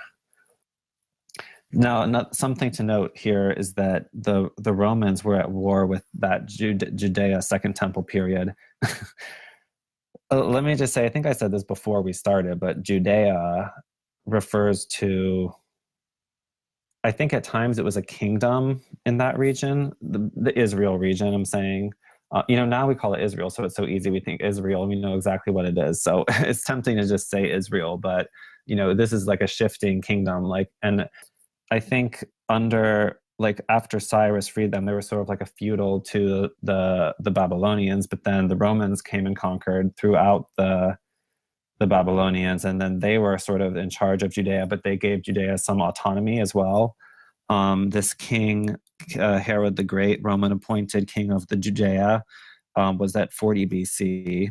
This is on the Cult of Baal map. So it's like they had their own king, but they were sort of like feudal to the Romans. And then, it was constant like rebellion going on. And that's what you call the Judean Wars, which there's a big, long Roman book about the Judean Wars written by Josephus Flavius. And, I don't want to sound too smart like I read it or anything, but in that book is where it actually puts out the theory or the thesis that the Hebrews were the Egyptian Hyksos. So, I mean, aside from these modern books that have been written about trying to figure out who the Hebrews really were, you have Josephus Flavius of the Romans writing the book Judean Wars and writing that the Hebrews were actually these Hyksos dynasty pharaohs. So the Romans, like I'm saying, like the Romans and the Judea are constantly or not constantly, but there's like revolts going on, there's wars going on. And eventually the Roman Emperor Titus invades Judea and destroys the Second Temple.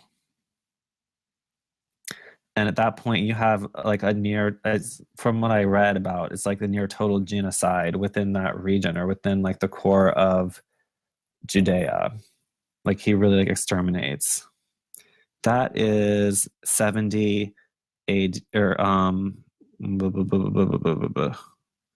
That was tiny text. Where's the second temple? Emperor Titus, second temple. Oh God, it's so small on my paper. It's like practically invisible. Yeah, I was right. 70 AD. See, I have this stuff memorized because I've written all of it. It's 70 AD. Is Emperor Titus destroyed. There you go. I was just gonna say, pull up that image.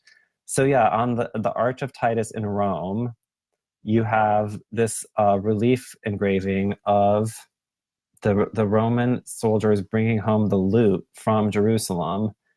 And it's just, when I saw this, I was kind of shocked because, we think of Rome in such a positive light, I feel like, and nowadays we're like, always comparing ourselves to Rome and, all roads lead to Rome.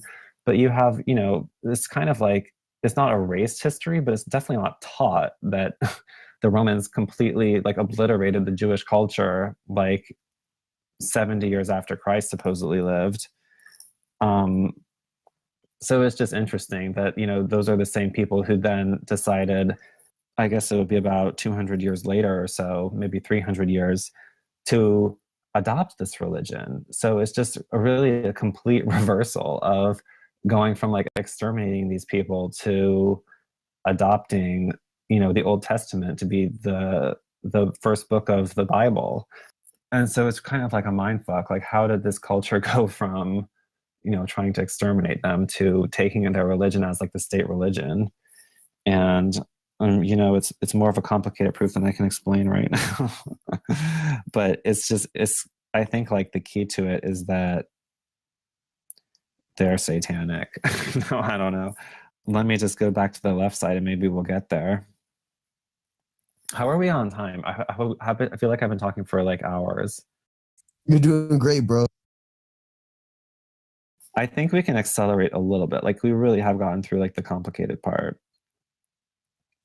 I think, and a lot of people like kind of know this history going forward, like the early part was a really confusing part. And then going forward, I feel like people know like a little bit more and the connections might be easier to explain. Does that make sense? Definitely. And then we'll still get a little bit of time for the question. For sure. So Rome establishes the Vatican. Constantine was the emperor at the time of like that Council of Nicaea, which I think was the first council that decided that Christianity would be the state religion. And also that council decided which books were in the Bible, which books were out of the Bible. So like the book of Enoch was out of the Bible. And then like the Torah was in the Bible is what was decided then. And they also were the ones who decided that Jesus was the Son of God, like during that council. Jesus had followers before, which were the Gnostics, which I think he had multiple like sects of followers, but like the Gnostics were one of the main ones. And they believed that the world was ruled by archons and that you would find redemption through gnosis, which is gaining wisdom. They had a whole different set of gods that are really crazy looking if you want to look them up. A few of them are listed here: Abraxas and Yaldabaoth. Now, I think Yaldabaoth was kind of analogous to Satan. They considered Yaldabaoth to be like Lord Archon. And it was basically like a negative entity who was ruling over Earth. And I think they felt that Jesus had come and like helped them, helped guide them with like his teachings. But they definitely didn't believe that the Hebrew God was, the good guy in the situation. Like, they thought that the world was ruled by evil entities and that, they followed Jesus to try to find knowledge and conquer these evil entities. Oh, nice Archon you posted there. So yeah, the Gnostics considered who we think of as God, or who his original name in the Hebrew was Yahweh. They considered him to be Lord Archon and like the evil one. And they didn't believe there was a good one that like opposed him. Like, they thought, the only way to find redemption was to learn things for yourself through gnosis. So yeah, a lot of people have a hard time like wrapping their mind around, like, we're so built into like the God and Satan construct that people really, they don't want to accept that there might not be a good one, that there might just be, like on this chart, like Lucifer and Satan. But then there's different ways to understand like what a good God is, because like if the good God is say like within, or maybe like a universal consciousness, or like what a lot of like New Age, or what people like 5D would call like source. That's we consider to be another name for God, like the way that most Christians think of God. You know what I'm saying? Yep. Shout out to 5D. Map Maker made one Grand Solar Flash. Boom. Yeah. He's definitely into this whole like source concept as God. And so am I, actually. I think a lot of people are starting to see God as more of like a universal collective consciousness source, as opposed to like a personification necessarily, or like a, but then, I mean, there's also like these New Agers believe in like archangels and like communication with like specific like energies, like Christ consciousness. So there's a lot of different ways to look at this, but yeah, like, so like the Gnostics looked at it as like the Hebrew God was kind of the bad one.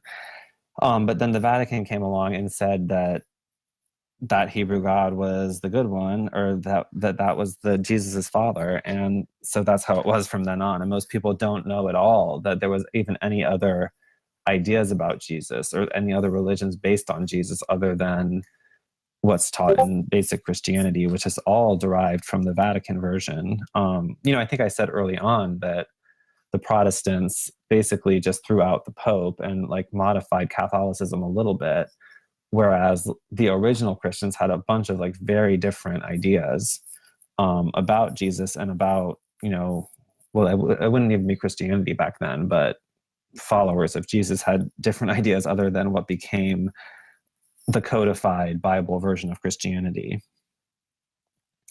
So from here, I think we can jump like kind of fast like through these things.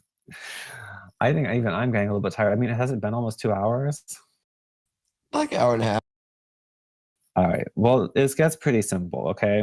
So the Rome eventually loses Judea to the Persian Empire. Okay.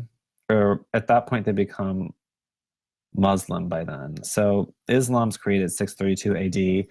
There's theories that the Vatican actually created Islam, like for a reason of maybe controlling this region, like maybe kind of doing like a controlled burn of some of these other religions, because so they created like the most extreme form of intolerant religion that they could to get rid of the people that oppose them. So that's one theory. Like there's a whistleblower named Alberto Riviera, who claims that he's like a defected Jesuit that has insider knowledge that the Vatican did create Islam as a weapon of ethnic cleansing. But either way, like it kind of got out of control. Either it got out of control, or this was the intent to have like perpetual war in the region, which is still going on today. But so Islam takes over Israel. The Vatican then eventually does the Crusades to take back the Israel region, the Holy Land. So that's why the Knights Templar are created as the soldiers to retake the Holy Land for the Vatican.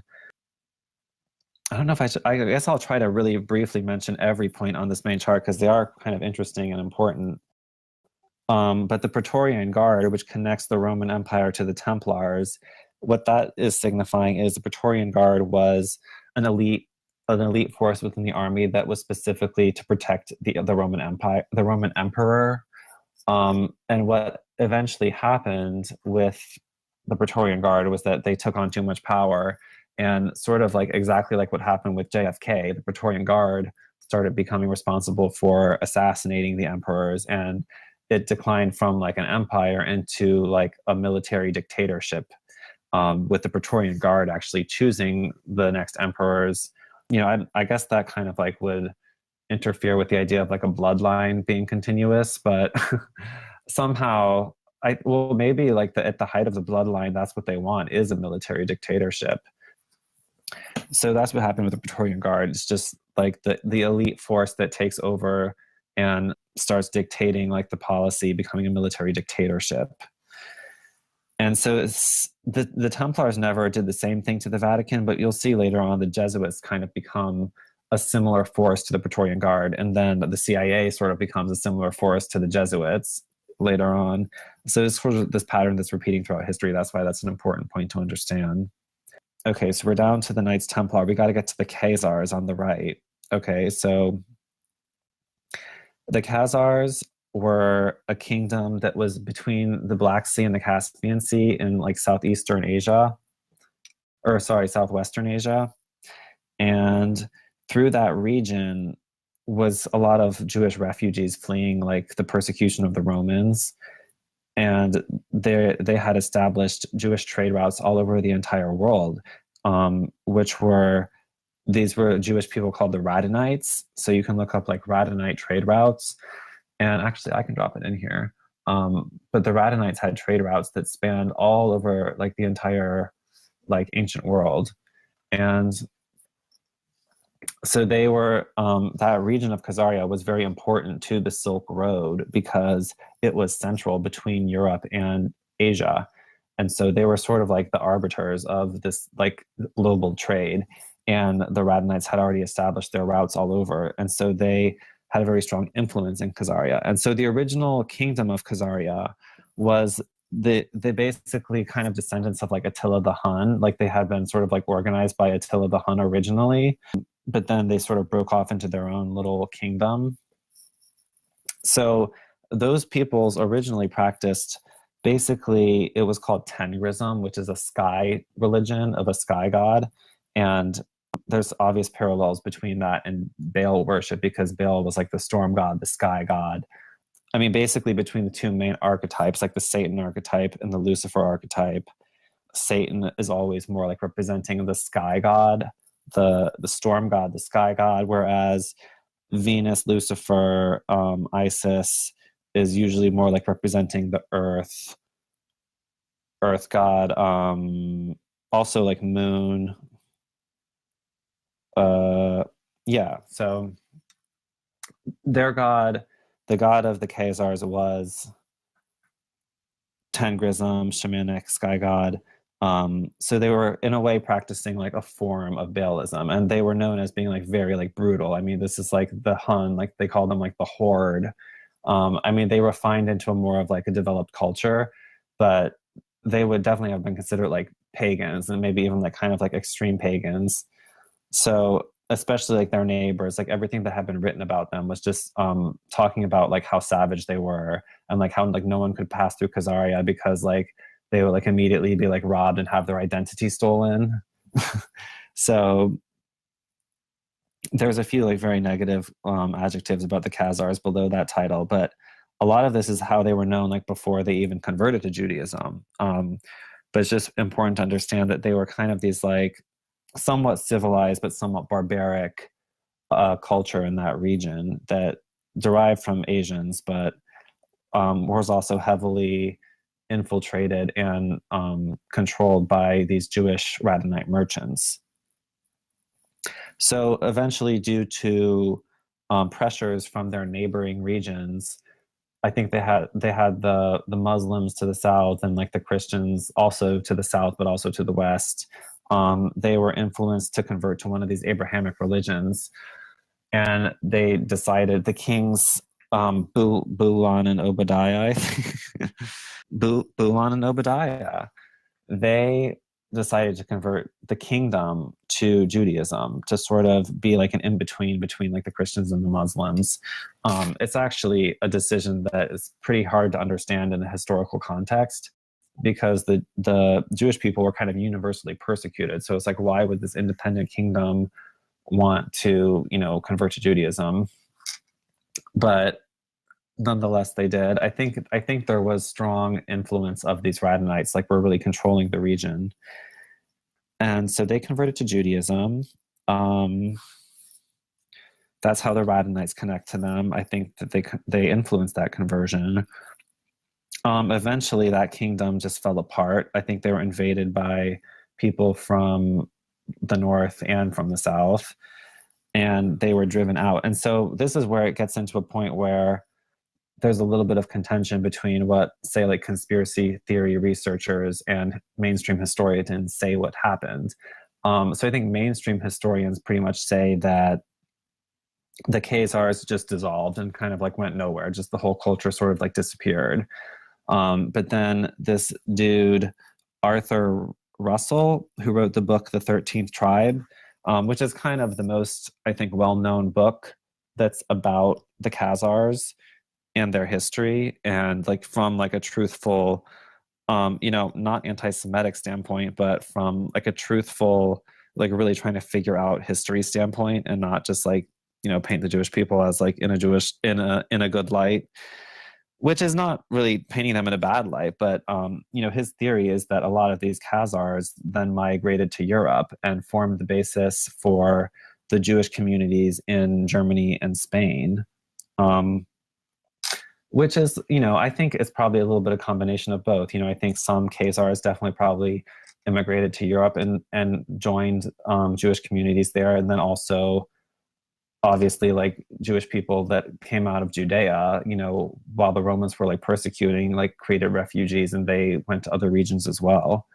So, I think that the Jewish population in Europe is probably a mix of these Khazars and the original people from Judea. And I mean, it's not like one of them was the synagogue of Satan, one of them wasn't, but because I think the synagogue of Satan, which is the caption on the Judea thing, that term comes from the Bible, and the Bible says that there's this section of the Jews that's the synagogue of Satan. It's not clear if the Bible is saying all the Jews or some of them, or it's the ones that wouldn't accept Jesus. So it's I think that synagogue of Satan is primarily associated with this group. It's like a sect of the Jews, which was called the Pharisees, which was kind of like the elite sect. So again, it's like, it's not saying all of them, but it's like the elites of them, which is concentrated in this sect called the Pharisees.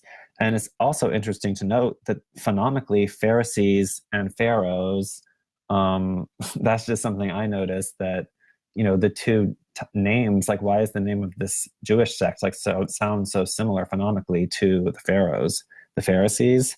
It's like, why would you want to be named after your slave owner? So let's see, I sort of went back there a little bit because I forgot to describe that caption before. So let's just jump back to the right. So I have Baphomet on the Templars. The Templars, let's see, Friday the 13th, 1307. So Friday the 13th, 1307 is when the French king decided, or I'm not sure if, I think that's when the French king issued a decree to basically arrest all the Templars, and they were accused of worshiping Baphomet and homosexuality, which was like a really big problem in that day, or a really big sin, I guess. And he started like burning all of them on stakes, and basically Templars were outlawed at that point. So, Templars had their day between like 1119 and 1307, and then they pretty much get wiped off the face of the earth, like publicly wiped off the face of the earth. So there's a lot of theories about like what actually happened to the Templars. Like you guys might have heard. So I think some of them did. They escaped Europe from this persecution by the French king, and then the Vatican jumped on board at that point too. They kind of went underground. Some of them became pirates. Some of them got burned on the stake. Some of them might have gone to the New World even, who knows. But before that happened, the Templars established a country. Like when their last fortress in the Holy Land fell, which was Acre, that's what you see to the left of Switzerland. You have a little illustration. It says Holy Land, fall of Acre. That's when the Templars left the Holy Land for the last time. And it was only actually 2 months later that Switzerland had its original charter signed. And so that's the thesis that comes from that Chatzephrats, the Pharaoh show video, is that the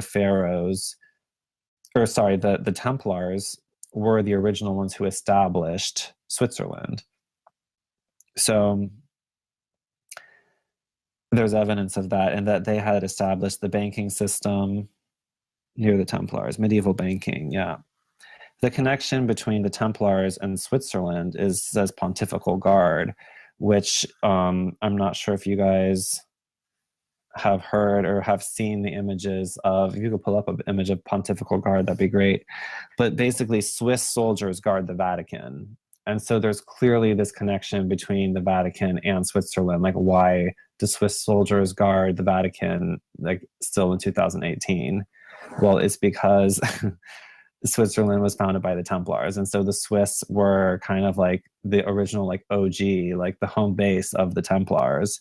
And so, like, while the Knights Templar may have been persecuted by the French king and then subsequently the Vatican, like, jumped on board, they still have their home base in Switzerland, and you still have, like, the Swiss guards defending the Vatican. So it's clearly this, like, really strong alliance between the Vatican and Switzerland that has existed ever since the founding of Switzerland.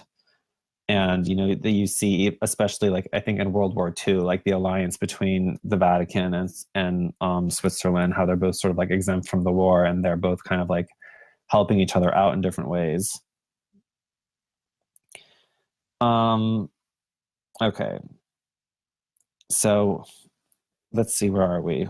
Let's get this is kind of like what happened to the Khazars. So I've kind of explained how the Khazars, their country fell, and they most likely immigrated to Europe. So they would be immigrating to Europe as Jews. And in the Middle Ages in Europe, so we have court Jews connecting the Khazars to Switzerland. Now, this isn't like a direct connection between the Khazars and Switzerland, but if these are some, like, rich Jews coming to Europe, what happened to the rich Jews in Europe is that they were made into court Jews, or another word for that is a court factor. And that is a member of, like, a royal court who would handle the money of the king or of the royal family. And this was done as a liability to the royal family, that, if something went wrong, sometimes that court factor would be responsible instead of the royal. And I think there was even some court factors who may have even been executed as a result of the royal dying, who owed money to people, and then the court factor would be held responsible. So this wasn't, like, a very desirous position. It was a position as a tool of the royal family. It's just crazy to me that, I mean, that was history. I had never knew that there was something even called a court Jew or a court factor. And part of the reason they used Jews in that role was because Jews were exempt from usury. Like, I think Christians were not allowed to maybe charge interest, and then the Jews were, according to their religion. So that's why they would use them in this position. So they'd be committing usury, but, like, through an agent, basically. And then the other thing coming out of Khazars is conversos. And conversos is Jews in the Middle Ages who were forced to convert to Christianity. Some of them through the Inquisition, like, that was a big part of the Inquisition, especially in Spain, was forcing the Jews to convert to Christianity. Like, there was a lot of hostility toward Jews in Europe during this whole period. In Europe, there was a lot of hostility toward Jews during that period. So yeah, the Inquisition involved forcing a lot of Jews to convert to Christianity, and a lot of them, once they converted, still practiced Judaism secretly, which were called crypto Jews, was Jews that were forced to convert to Catholicism that still secretly practiced Judaism, like, in their home, but then in the public life they would present themselves as Christians. So that takes us down to the Jesuits bubble. Let me make sure that we've covered enough in the other areas. So in the middle of that little triangle, you see the fall of Atil. Now that's just the capital of Khazaria. So that would be the Khazar Exodus, we call it. The Khazars, the country dissolving, and the people of that country either migrating to Europe, or who knows where they went. Like, the theory from the person who wrote the 13th Tribe book is that most of them migrated to Europe, and became the elites became these court Jews and conversos in high positions of power. And so we're at the Inquisition, and the thing to understand about the Inquisition is that it started in Switzerland. The first part of the Inquisition, or the Inquisition, started with this thing called the Valais witch trial. And so Valais is a city in Switzerland, and they had the first like witch trial that was sort of the archetype for, I guess, the rest of the Inquisition. And it was around that time that this book, The Hammer of the Witches, which has another name, I think it's like Malefactus Malefictorum or something in a different language, but that's 1487. So this was a book written in, actually, when I just researched it before we started this, it's actually written in Germany. But, at this point, the elites across Europe are all interconnected. And this book basically spelled out the legal procedure for identifying and burning people who were accused of being witches. And so it's just, it's a really sick document, and it's really sick that this document became like the justification for like witch burnings across all of Europe for how long did the Inquisition go on for? Well, it started with that Valais witch trial, 1487, and definitely went through like the Protestant Reformation, probably the creation of the Jesuits. So, you had almost 100 years of like burning witches, most likely. Some sick times. So now at the same time, you have the power structure starts expanding and becoming, more decentralized rapidly in this period of like the Middle Ages. And these points jump around a lot. They don't exactly connect like directly, but so there's a lot of points jumping in between. We have Venetians coming out of Switzerland, and we have black nobility at the top of the Switzerland node. And I think most of you guys probably know what black nobility is, but that's just the nobility of Europe, the people ruling Europe. Black nobility, the name that black nobility came originally from Venetians, because the nobility in Venice would wear all black. And so they became known as black nobility. And then Venice was just an important city for a number of reasons. In that city was developed like a lot of these sort of Masonic traditions that carried through all the way to the Freemasons and to the occultists today. The Venice was a trade and luxury capital. So in a way that the elites sort of got their grasp on the economy through Venice, because it became like the center for trade and luxury goods. And while at the same time, they were taking their grasp on the financial world, like originally from the Templars. And then I think in the very beginning of this, we went through the moving of the banking capital, which went from Florence, Italy, to Hamburg, Germany, to Amsterdam, and then finally to London. So a really important point, or like four important points that really lead to the development of like the modern world are here in this little quadrants, like right below Switzerland. So you have, it's a little bit tough to follow the chronology of these because they're sort of all like thrown in there.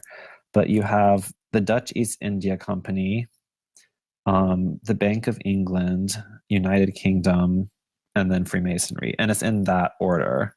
And then actually the Rothschilds come after Freemasonry. But so that's the chronology, is like Dutch East India, 1602. So just to explain that a little bit, the Jesuits were formed as a response to the Protestant Reformation, which was a response to the Inquisition. So, you have the Catholic Church burning everyone across Europe. And like, the regular everyday people are getting a little bit sick of this, and, they want to leave the Catholic Church, but they don't want to leave their religion. So that's why Protestantism is formed, and it's called the Protestant Reformation. And then the Jesuits are formed by the Vatican Church as a response to the Protestant Reformation. And so when most people think of Jesuits, they think of the Jesuits as educators. And, we think there's Jesuit schools, there's Jesuits colleges. They think of Jesuits as the main like missionaries of the Vatican. And that's definitely all true. But then what they don't know is that the Jesuits also have a very powerful role in controlling trade and in controlling the economy, and also as sort of like a secret service, like a CIA type organization. Like they're responsible for assassinations the Vatican wants to carry out, at least back in those days. And I'm sure today. Aren't they also the Black Pope and the Pope that's truly empowered, that is basically commanding over the White Pope, which we more commonly know as the White Pope. Exactly. Now, since their origin, I wouldn't say that they're in charge of they're over the Vatican at that point. The point when they become over the Vatican is further down on this chart, which is, I guess, well, it'd be the end of the Napoleonic Wars was when they used Napoleon to take over the Vatican and forcibly put themselves above the White Pope. So I think at that point is when they would have gone above the White Pope. But, they've always had a Jesuit superior general, and it's been an intense relationship between the Jesuits and the Vatican, especially in this early period. Like, I think nowadays, like I said, after the Napoleonic Wars, the Jesuits rule. Thank you for the meme. But before that, the Jesuits were struggling to take over the Vatican. This brings me back to a line in the original essay about the Sephiroth map, which says, all these elite secret societies are interlinked as shown on this map, even though they may at times throughout history have been at odds and even at war with one another. It's been a cutthroat power struggle fought tooth and nail between these groups. Cannibals seem to have a propensity for cannibalizing each other along with their innocent victims. Yet somehow, despite their malicious infighting, they manage to be significantly more organized and far more deadly than the general peace-loving population. So you see that really strongly with the relationship between the Jesuits and the Vatican. They're created as, a division to help the Vatican, but then they eventually gain too much power. And so there's several books about the Jesuits that explain that the Jesuits were responsible for assassinating not just one pope or two, but like several popes. Like, you can count them on like two hands the number of popes that the Jesuits have actually assassinated throughout history. Yep. And something I think everybody should, go ahead. If anybody wants to know a little bit more about Jesuits, I think the first thing you should look up is their oath that they take, and it is a really disgusting oath. Yes, for sure. And there are several books about them. I'm not sure exactly what to tell you to search for, because you'll probably find some nice books about them too, but there's several books about them as like a conspiratorial organization. Do I have the Jesuit oath on here? That's important. I might need to add that bullet point, Redank. Boom. Yeah, that's definitely like, read that Jesuit oath. That's actually on the Q web. So if you don't see it on here, that should be on here. But so yeah, eventually, so to go through this next section, we definitely need to talk about the Jesuits first, because eventually, so I don't want to get ahead. I'm getting a little bit ahead. Let me just say that, so the Jesuits were responsible as the missionaries for the Vatican. And so they were all over the world as like the missionaries, like spreading the religion to, Japan, to Asia, to, I guess America probably even, America had existed at that point. Not the country America, but, the colonies, and, Mexico, Central America. So Jesuits go all over spreading the Vatican's message. And so consequently, the Jesuits are the ones in the best position to facilitate global trade. And the Dutch East India Company is the first, what you would consider a transnational corporation. And the reason they had so much success with that Dutch East India country is because they were in an alliance with the Jesuits. And now this is a little bit confusing, because the Dutch at that time was a Protestant country. And so it's like, why are the Jesuits making an alliance with the Dutch East India? And I'm not really sure what the answer is to that, other than that these people are just complete hypocrites, and they'll earn a buck like over following true to like any religion any day, because their religion is this Satanism, which is like self-serving, and they really don't give a crap about following any of these rules that they claim to set for themselves. Like, their only rule is to enrich themselves and to gain as much power for themselves as they can. And so I think the Jesuits probably saw like an alliance with the Protestant of the Dutch as a way for them to actually get more power than the Vatican eventually. And eventually they did. But before that happened, let's see. what's the order here? So Jesuits, I'm looking for the Jesuit suppression. That's 1769. Okay, so then, okay, so before all that happened, the Dutch East India Company becomes like the biggest, most powerful company in the world. We go into this period called the Dutch Golden Age, which is when the Netherlands, which is the Dutch people, was basically world supremacy in trade, science, military, and art. So through the Jesuits, the Dutch are becoming enriched. Oh, there's a nice book about the Jesuits. And the Dutch, becomes the most powerful country in the world. And in 1688, Prince William III, who's a Dutch prince, invades England and successfully conquers England. So in 1688, this is called the Glorious Revolution, England is taken over by the Netherlands. And so this is a part of history that is completely official history, but nobody like acknowledges it or really like talks about it, especially not English people.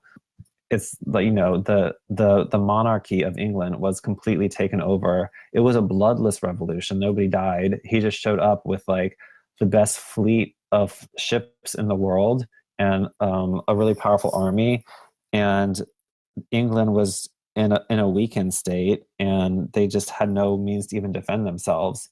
So the Dutch took over England in 1688, and it's part of history that nobody really knows. And that's one of the things that I discovered in making this, that I was like, what? Like, and it's funny, like you can read articles about this in like mainstream sources, but they'll say, they'll just be like, yeah, like not many people acknowledge this, but it happened. And so then what you see after that is like England like falling into this power structure that had been developing, and they had been moving their banking capital around. This is where you see the banking capital move from Amsterdam to London, is after this invasion, and the reason why is because they took over. So shortly after this invasion, from 1688 to 1694 is when they established the Bank of England. So it's very clearly like this Dutch force invaded, and then they established their banking system in England, which is now like one of the the most important global banks in the world today. And not only they established the bank, but then in 1707 they established the actual country, United Kingdom. So there's a little bit of a delay in between that invasion and establishing the new name for the country, but the United Kingdom is clearly a result of the Dutch invasion, which was the Glorious Revolution of 1688. And then just 10 years after that, you have the foundation of the first United Grand Masonic Lodge, which is the United Grand Lodge of England in London. And so this is when Masons really become how we think of them today. Freemasonry becomes what we think of it today. Before that, Freemasons were responsible for building cathedrals. It was like a guild of craftsmen, basically. And once they established that Grand Lodge in England, it goes from like craftsmen to like creepy elites, like doing rituals in private. I mean, I think it was a more gradual transition than that, but that's really the point when it becomes, identifiably what it is today. And within Freemasonry, they claim to be the descendants of the Templars. So theoretically, some of these Templars who didn't get burned on the stakes went underground into hiding and then came back as the Masons when the Freemasons became a thing after 1717, or maybe even before that. They were part of the lodges. But like within Freemasonry, there are how would you say, there are divisions, or there are sects of Freemasonry which call themselves the Templar. And within the Freemasonry like thought, they consider themselves to be the heirs of the Templar. Like they're considered to be like, like their great grandfather was a Templar or whatever. So that's the connection between those two. That's a very direct connection between Knights Templar and Masons, because if you go into lodges, I mean, I went into the Washington's Masonic Memorial outside of Washington, D.C., and on the top floor is what they call the Templar Chapel. And so, I mean, any confusion in my mind at that point about if there's a connection between the Templars and the Masons was pretty much like confirmed, because, you know, within Washington's memorial, there's an actual Templar chapel, which has a standing mannequin of like a Templar in full armor. So, you know, it could have been more obvious. And, you know, they kind of brag about it, you know, like that's like their heritage is like being from Templars. So then you have Masonry has been established at that point. Scottish Rite is basically the branch of Masonry that was, I think, infiltrated by the Jesuits most directly. It's like the most directly controlled like Jesuit branch of Freemasonry. It's a little bit sketchy there. Well, yeah, that's confirmed. So we have Rothschild dynasty, which is a very important point in terms of what becomes the global banking system, because, you know, we all know, I think, who have been following QAnon, like how much we talk about like the Rothschild banks and that, like, you know, they're like controlling everything. But the important point to note, like for me at least, when I learned about that thing called court factors or court Jews, I was like, well, that's so obviously like exactly what the Rothschild bank is, because, you know, it's like, once again, like using a Jewish family to be sort of like the face of this banking structure, when really it behind the scenes is controlled by either the Vatican or the Jesuits. So that's why I think the Rothschild family was given the power it has. Like, I don't think it was like through their own ingenuity or through their own family connections. I mean, the father of the first Rothschild, who was a banker, like was not like anyone important. I mean, I think he was in the business of trading like gold coins, which was what they did back in those days. But he, you know, he was given access to these royal bank accounts. Like, you know, they granted him like this title as court factor. And that's how the family became so rich and powerful. Like, they completely became powerful as a result of being given permission by the royalty to become rich and powerful. Now it gets a little bit more unclear, like further later on, when, you know, we have the Rothschilds giving the Vatican loans. So, you know, in some ways it would appear that, you know, they're what do you call them, like landlord or whatever. Like, if you give someone a loan, like you have control over them. But I think that even when you see the Rothschilds giving the Vatican loans, it's basically like the Vatican giving itself a loan, you know, because I think since the beginning that the Rothschild dynasty has been controlled by the Jesuits and the Vatican. Go ahead. Yeah, the first Rothschild was actually born poor in the ghetto and was able to rise to his wealth through his job, his profession as a banker. Yep. Yep. So during this time, they're like, I guess, you know, we're talking 1700s.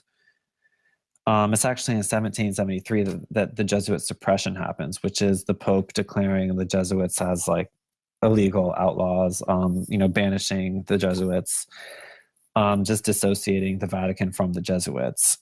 And this was kind of an agreement between both the Vatican and the European monarchies, because the Jesuits had been interfering so much in both the monarchies and the Vatican, you know, doing assassinations, like putting who they want in charge. Definitely, like several popes had been assassinated. And actually, the Jesuits had just assassinated one pope. Let's see, Pope Clement the 13th assassinated. They thought they had the next pope like under their finger. They thought the next pope was going to be like, everything's all cool. But the next pope actually like turned on them and like got in alliance with like the monarchies and suppressed the Jesuits. So then we see this huge internal power structure going on throughout Europe, of the Jesuits basically trying to regain their control that they had. And the first thing they do after suppression in 1773 is form the Illuminati in 1776. And so, you know, you can definitely read about the Illuminati on Wikipedia, that this Jesuit professor of canon law, former Jesuit professor of canon law, Adam Weishaupt, is the one who founded the Illuminati. And then immediately the Illuminati go about setting forth to infiltrate the Freemasons in both America and in Europe. And the Jesuits go about fomenting what becomes the Napoleonic Wars. So actually, first it's suggested in these books that research the Jesuits that the Jesuits sort of fomented the French Revolution. Like I've heard, you guys have maybe heard these stories about the propaganda flyers about Marie Antoinette that said like "Let them eat cake." Have you heard about those? I'll take that as a yes. Are we recording? Yes, I've heard of them. Sorry, I haven't. Well, if you've seen the movie Marie Antoinette, there's they show that there's like part of the reason that the people turned against the French monarchy was because there was these like propaganda flyers saying that like Marie Antoinette was just like eating cake while everyone in the country was starving. And so it's suggested in these books about the Jesuits that the Jesuits were actually putting out this propaganda and like fermenting this French Revolution. So the French Revolution happened, and then shortly thereafterwards, the Napoleonic Wars happened, where like this French king, or I guess you call him a king, took over basically all of Europe. And what I learned doing this map is that Napoleon went as far as to take over the Vatican, and at that point, the Pope was imprisoned by Napoleon, and while he was in prison, he was forced to reinstate the Jesuits, and that's how the Jesuits came back into power. And that's also how the Jesuits became in a position above the Vatican. Like you were saying before, Dank, like that, the Black Pope is above the White Pope. Well, that's how it is now. Like since the Napoleonic Wars, when Napoleon took the Pope hostage and forced him into this position. Boom. Yeah. I was like, whoa. Like I never knew that. I didn't know that Napoleonic Wars ended with like the Pope being imprisoned and like forced to give the Jesuits their power back.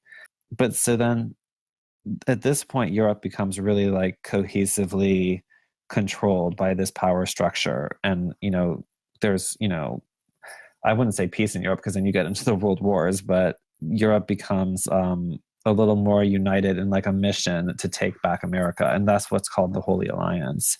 The Holy Alliance of 1822 is part of these treaties that ended the Napoleonic Wars. There was like I think it's called the Congress of Verona, in which the Jesuits allied with the European monarchies with the mission to take back America, like within this power structure. And so at this point, the map sort of jumps into a more like concrete timeline on that lower left. After you have like that Holy Alliance happen, like there's a little infiltration of USA left side of page. So then you jump over to like below like L'Enfant Plan, and you see like infiltration of USA. And then it goes through like, so like this is when like the events are very firmly established. I actually got a lot of this timeline from that Pepe meme. Let me see if I can drop it in for you because it was a really good way to show this timeline. Yeah, here it is. Ready? Sorry, wait, I dropped it in the wrong program. 1 second. There it is. So actually, I had already been following most of this timeline in my own research, but when I saw this meme, I was like, oh my God, it's like the exact timeline I was doing, except with even more bullet points in there. So it shows you how after that Holy Alliance in 1822, America starts having like even more problems. I mean, they had already had the War of 1812 was like the first attempt to like take America back, like for England. And then, after 1822, you start seeing more of a struggle to control the main bank in America. And so there was like a first national bank, which was sort of founded by Alexander Hamilton. And these national banks is like what the Illuminati, these bankers want, is like they want to have a national bank in every country, and then they want to have like a global bank so that they can control everyone's finance. So, I mean, America's whole history, pretty much before the Federal Reserve, can be seen as this struggle to form like a national bank that's controlled by this global power structure, which is sort of has the Rothschilds at its head, but really has like the Vatican at its head. So you see like we had a first national bank, And the first two banks we had 20-year charters. And after that 20-year charter was up, like the bank was created as a response to a war to pay off debt. And then after the 20 years was up, the bank's supposed to expire. And all like the patriots in America were like really happy when these banks would expire and like did not want another one. But then like the globalist bankers would come in and be like, you need a new bank. And so they would start a new war with us so that we'd have debt again. And so that's basically the history of our country is, you know, after the War of 1812, we had to create the second national bank to pay for like the debt from that. And then after that charter expires, lo and behold, we have the Civil War. And so it's pretty clear. I'm not completely sure how or like through what exact means, but it's pretty clear to me that the Civil War was mainly about this bank trying to like get into our country. Bro, you know what that war was about? Big shout out to In the Matrix. He's the one that first put us onto Pacers, and Q ended up confirming Pacers. That they are basically kind of like Rothschilds, like an extension of them, like almost like a JP Morgan type thing. And these Pacers, they changed one of their names of their descendants to Springs, and that's who gave birth to Abe Lincoln. Boom, Abe Lincoln's actually a Pacer, and it was over. It wasn't even about slaves, bro. It was about Pacers and Rothschilds. Yeah, Pacers were north and Rothschilds were south. Wow, thank you. I should probably add Pacers to this map at some point, like connected to Abe Lincoln, because yeah, it was more of a war between banks than slaves. Ready for some more knowledge? Dude, Yeah, this is great shit.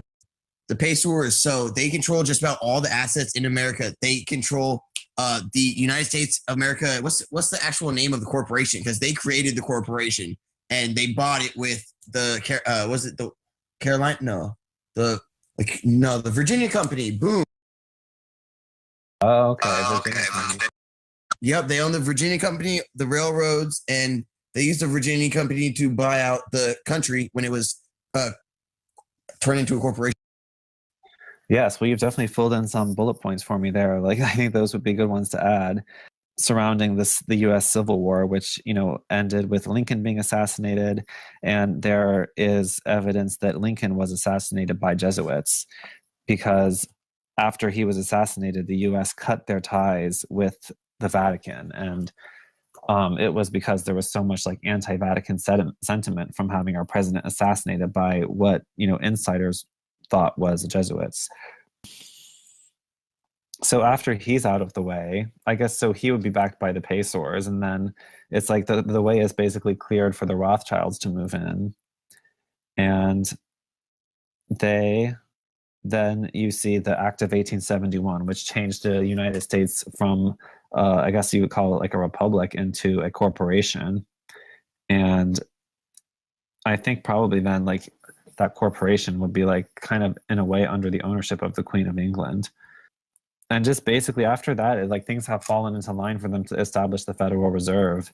The last thing they had to do before they could establish the Federal Reserve was kill off the industrialists that opposed it, which is why they sunk the Titanic, killed off, I think, like Astor and like a few other of these like really important industrialists who opposed the Federal Reserve. And so after that happened in 1912, the way was completely clear for the actual Federal Reserve to be established.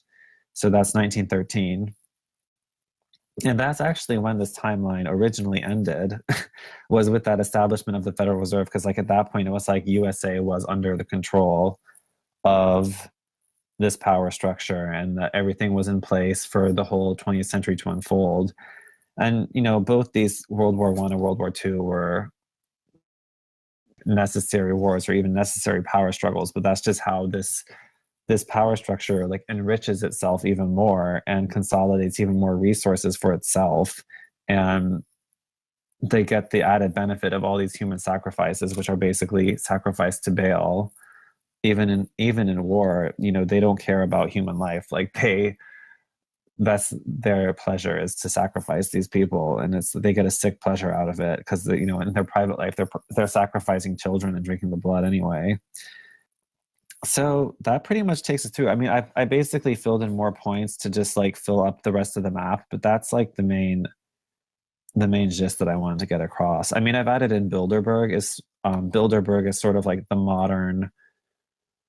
I think pretty much everyone following QAnon knows what Bilderberg is at this point, but I think like what I've read is that Bilderberg is sort of like the modern front for the Illuminati. And so that's clearly like an organization that is controlling world affairs, like from a global standpoint, that's like completely infiltrated by the Illuminati, the Freemasons. Yeah, it's created by them. It's basically just like the Council of Foreign Relations and the Trilateral Commission. Yeah, I didn't want to get into too much of like the 20th century like power structure on this map because it originally ended with the Federal Reserve, but then, like I said, I just filled in this space with, more points that just confirm the thesis, confirm that there is like this shadow government or whatever, a global government that's run out of Switzerland, controlling the USA and controlling the whole world. And hopefully that's what we're defeating with QAnon. When QAnon talks about, these people are sick, a cult controls the world. I actually just did a meme of QAnon saying that. Where did it go? Well, here's the original. If you want to take a go. Yeah, when QAnon said the cult runs the world, Fantasyland, the world is fighting back, destroying the cult. I mean, that's pretty much the gist of that post. That's why I saved it and shared it, because that's kind of like what this map is a proof of, that a cult does run the world. That is this ancient cult of Baal, or pharaonic death cult. That's what Q is referring to, and it's even more proof. I don't know. I think I've already talked to you guys about this, but that they just had that cult of Arch of Baal is on like a traveling tour and just went through DC. And so this thing has been touring since before Trump came into power. Like it was in New York in 2016. And it's basically a recreation, a marble 3D printing of, hold on, let me just find it to drop it in here. When, after you're done with that, if you want to take a look at the folder underneath the boom room, questions and see a couple that you might not have answered yet and try to answer those. That might be a good way to finish out too. Oh, sure. Yeah. So I just wanted to show like the picture / meme I did of this Arch of Baal that they've been toting through the world. Like it's been in London, it's been in New York, and now just like 2 weeks ago, it was in DC on the National Mall. And this is a 3D printing of the Temple of Baal from, I guess it was in Syria, that they are just touring around the world and like acting like they just want to like preserve this historical artifact when it has complete significance to like their true religion of these elites who are Satanists, like Baal worshippers, whatever you want to call it. What's the missing keystone? Yeah, there's a missing keystone. There's probably some kind of like satanic like bust like hanging out of there. But for me, like seeing this Arch of Baal like in Washington DC, like right when I'm like finishing this map and getting ready to release the posters and like lining up interviews, I was just like, how is this? It's like almost too coincidence to be possible that they're putting like on display like the most obvious example of the fact that they really are the cult of Baal, like by putting this right in the middle of DC with like the Capitol like framed beneath it. It's just like, come on guys, like can you make it more obvious? And that's something we like to call synchronicity. Yeah, like a major synchronicity. Boom. So we do have a few questions for you. Do you agree that Baal, Baphomet, Satan, Lucifer, and other names all refer to one demonic entity? Or how do you see it? Why so many names? Well, I definitely think that like Lucifer and Satan refer to two different entities, and that also even Baphomet is sort of a different entity.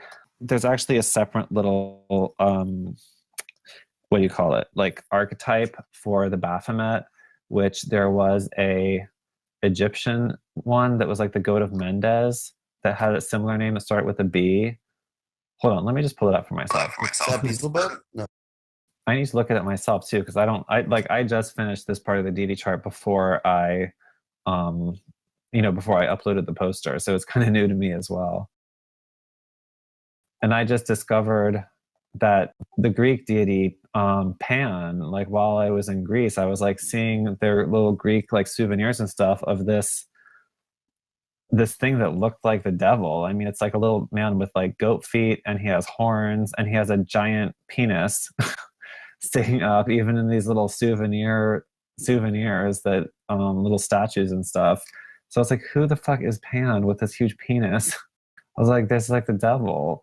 But yeah, like, I mean, it looked like the devil, but he wasn't like didn't have such a negative connotation in the Greek culture. I mean, I don't exactly know like what he represented. They had a lot of gods, but he wasn't like the devil archetype. But it's like clearly that this is like the origin of Baphomet. And there was also, this Egyptian god. I'm not even going to try to say his name. Baned B'Jibmet. I think his name is also the goat of Mendes, because Mendes is like an Egyptian thing that was also sort of the origin of Baphomet. So, I mean, Baphomet's definitely like more of like a male deity, but he's not the same as the storm god. That's what I'm saying. He's more of like I think more of like either like a pleasure or like, I'm totally guessing, but he's not like the typical storm god. So yeah, to answer that question, I would say no. I would say, Satan is more like the sky storm god. Baphomet's like a different male archetype that's associated with slightly different things. And that Lucifer is more of the feminine archetype and is associated with more of like the earth and Venus. Boom. How do you reconcile that from the Gnostics to present day Protestants, that they're Christians and yet Satanists? Let me see. How do you reconcile that from the Gnostics to present day Protestants, that they are Christians and yet they are Satanism? I think this is going back up to the top of how do the present day living Rothschilds fit in? Was their role today relationships to the Clintons and Hillary a witch, or is she just because then she said the same question. I would say definitely a witch. I think they have an important role, but they're not the rulers of the world. They've been given a role to play, and I think this is like a free will universe, like I said, or like most of us know or have heard in like the metaphysical discussions. This is a free will universe. 5D definitely talks about that. So like the Rothschilds, they could probably throw a wrench in the system if they wanted to, because they do have a lot of power. But they also have people they report to. So they probably have the autonomy to make some moves. Like they may do a power grab against one group or another, but they're not at the top of the power structure, in my opinion. Yeah, I don't think so either. I definitely think there's a shadow group that's pulling the strings behind them, and they're just kind of the public name, because there's, like I said, Pesurs, which have a lot more power. And I think this is something Q was referring to, where he says, the internet and stuff has hurt their ability of control and their ability to hide. And that groups like that are really the ones that were in power behind these Rothschild groups. You know what I'm saying? Yeah, maybe so. I mean, even in that like Civil War, if you were saying like the Pesurs were behind the Lincolns and like they were fighting the Rothschilds, which were behind the South, I think it's probably more of a situation where like both these banks are working together to like have their war, have their human sacrifice, and gain more control, like a deeper control over the whole territory of the United States. So yeah, that totally makes sense. And then one more question is, can you elaborate on 1776 and George Washington being aware of the Illuminati plan, the design of Washington, D.C. covertly? So this is something I'm a little bit still like unclear on. I mean, I do think that our founding fathers had good intentions, even the ones that were Freemasons. And, clearly I sort of skipped over this, but like the L'Enfant plan is like the street layout of Washington, D.C. that a man whose last name was L'Enfant came up with. Now, I know like nowadays we might see some ties between him and James Alefantis with like the Pizzagate thing. He's calling his names like l'enfant, which means like the baby. So that's a little bit creepy that, you know, someone whose name is like the baby created like the floor layout of Washington, D.C., or the street layout. But I just haven't seen like that much evidence. I mean, in the George Washington Memorial, it did say that he had only been in a lodge like maybe like 2 or 3 times in his whole life. So I think his involvement with Freemasonry has been exaggerated a lot posthumously. But you know, there may have been some founding fathers that were like Illuminati Freemasons, and there may have been other founding fathers that were just regular Freemasons. So, I mean, I think a lot of us have heard, you know, there was a certain percentage of founding fathers who were Freemasons, but no, I don't think anyone's really heard like an accurate number of how many founding fathers were really Illuminati or not. You know, I've heard some other rumors about Benjamin Franklin that like a bunch of bodies were discovered in his house when he lived in England for a while. So there's definitely some signs that there may have been corruption early on.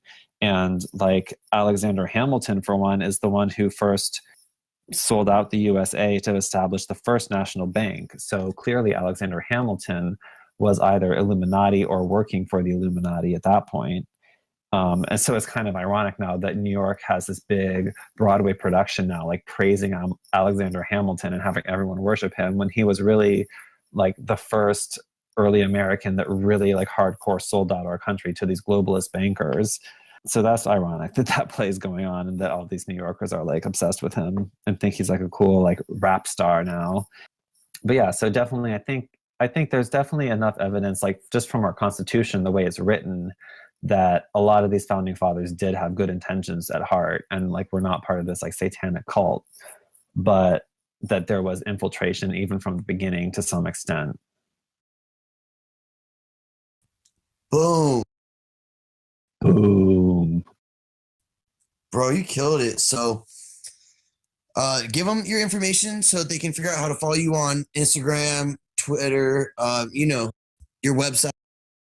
Yeah, definitely. So my website is deepstatemappingproject.com. Maybe we could like pull it up in the screen share just to show people. I just released actually yesterday the Cult of Baal poster. So that's really exciting. I think a lot of people are really anticipating it because some people had heard me on Leak Project talk about it, and you know, people have seen the Sephiroth map since April.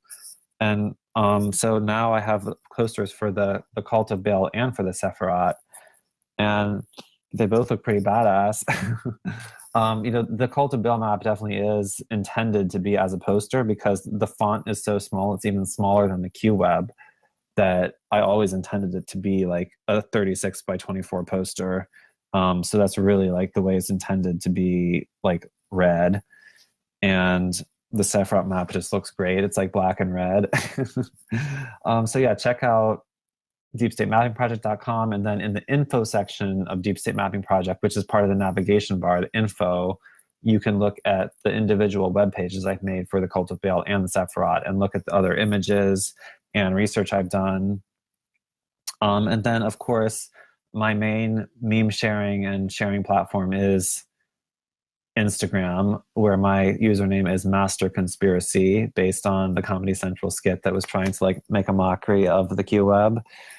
So Master Conspiracy on Instagram, and then on Facebook, I have a Deep State Mapping Project group that I would love everyone to join to be part of the discussion and share articles, share information in that group, Deep State Mapping Project, the group.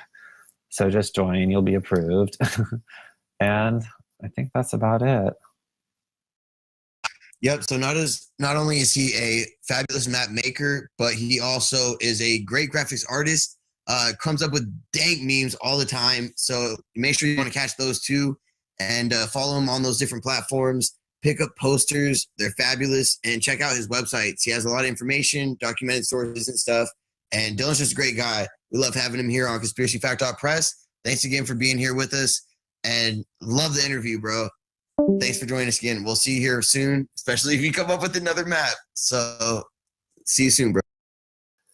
Just want to give a shout out to conspiracyfact.press. You guys are really getting a great catalog of interviews going on your channel. And I just want to point out to people that anyone who has not listened to the 5D interviews we did, like go back and listen to those, because those were really great. The interviews with 5D Awakening Consciousness, I feel like they're kind of like hidden gems on YouTube right now. Like not enough people have seen those or heard the Great Awakening map explained. So after you get through this one and you're all depressed and you think there's a bunch of Satanists ruling the world, like go look at the Great Awakening map and you will see the positive timeline in our future in which we take back the world from these Satanists and build a better one. Let us know what you think in the comments below. Don't forget to like, share, and subscribe. Click the notification bell to get all of our content as soon as it comes out. Check out the other platforms we're on, including Patreon, where you can leave a monthly donation, or PayPal, where you can just make a one-time donation if you like the channel and you'd like to help support us. Boom!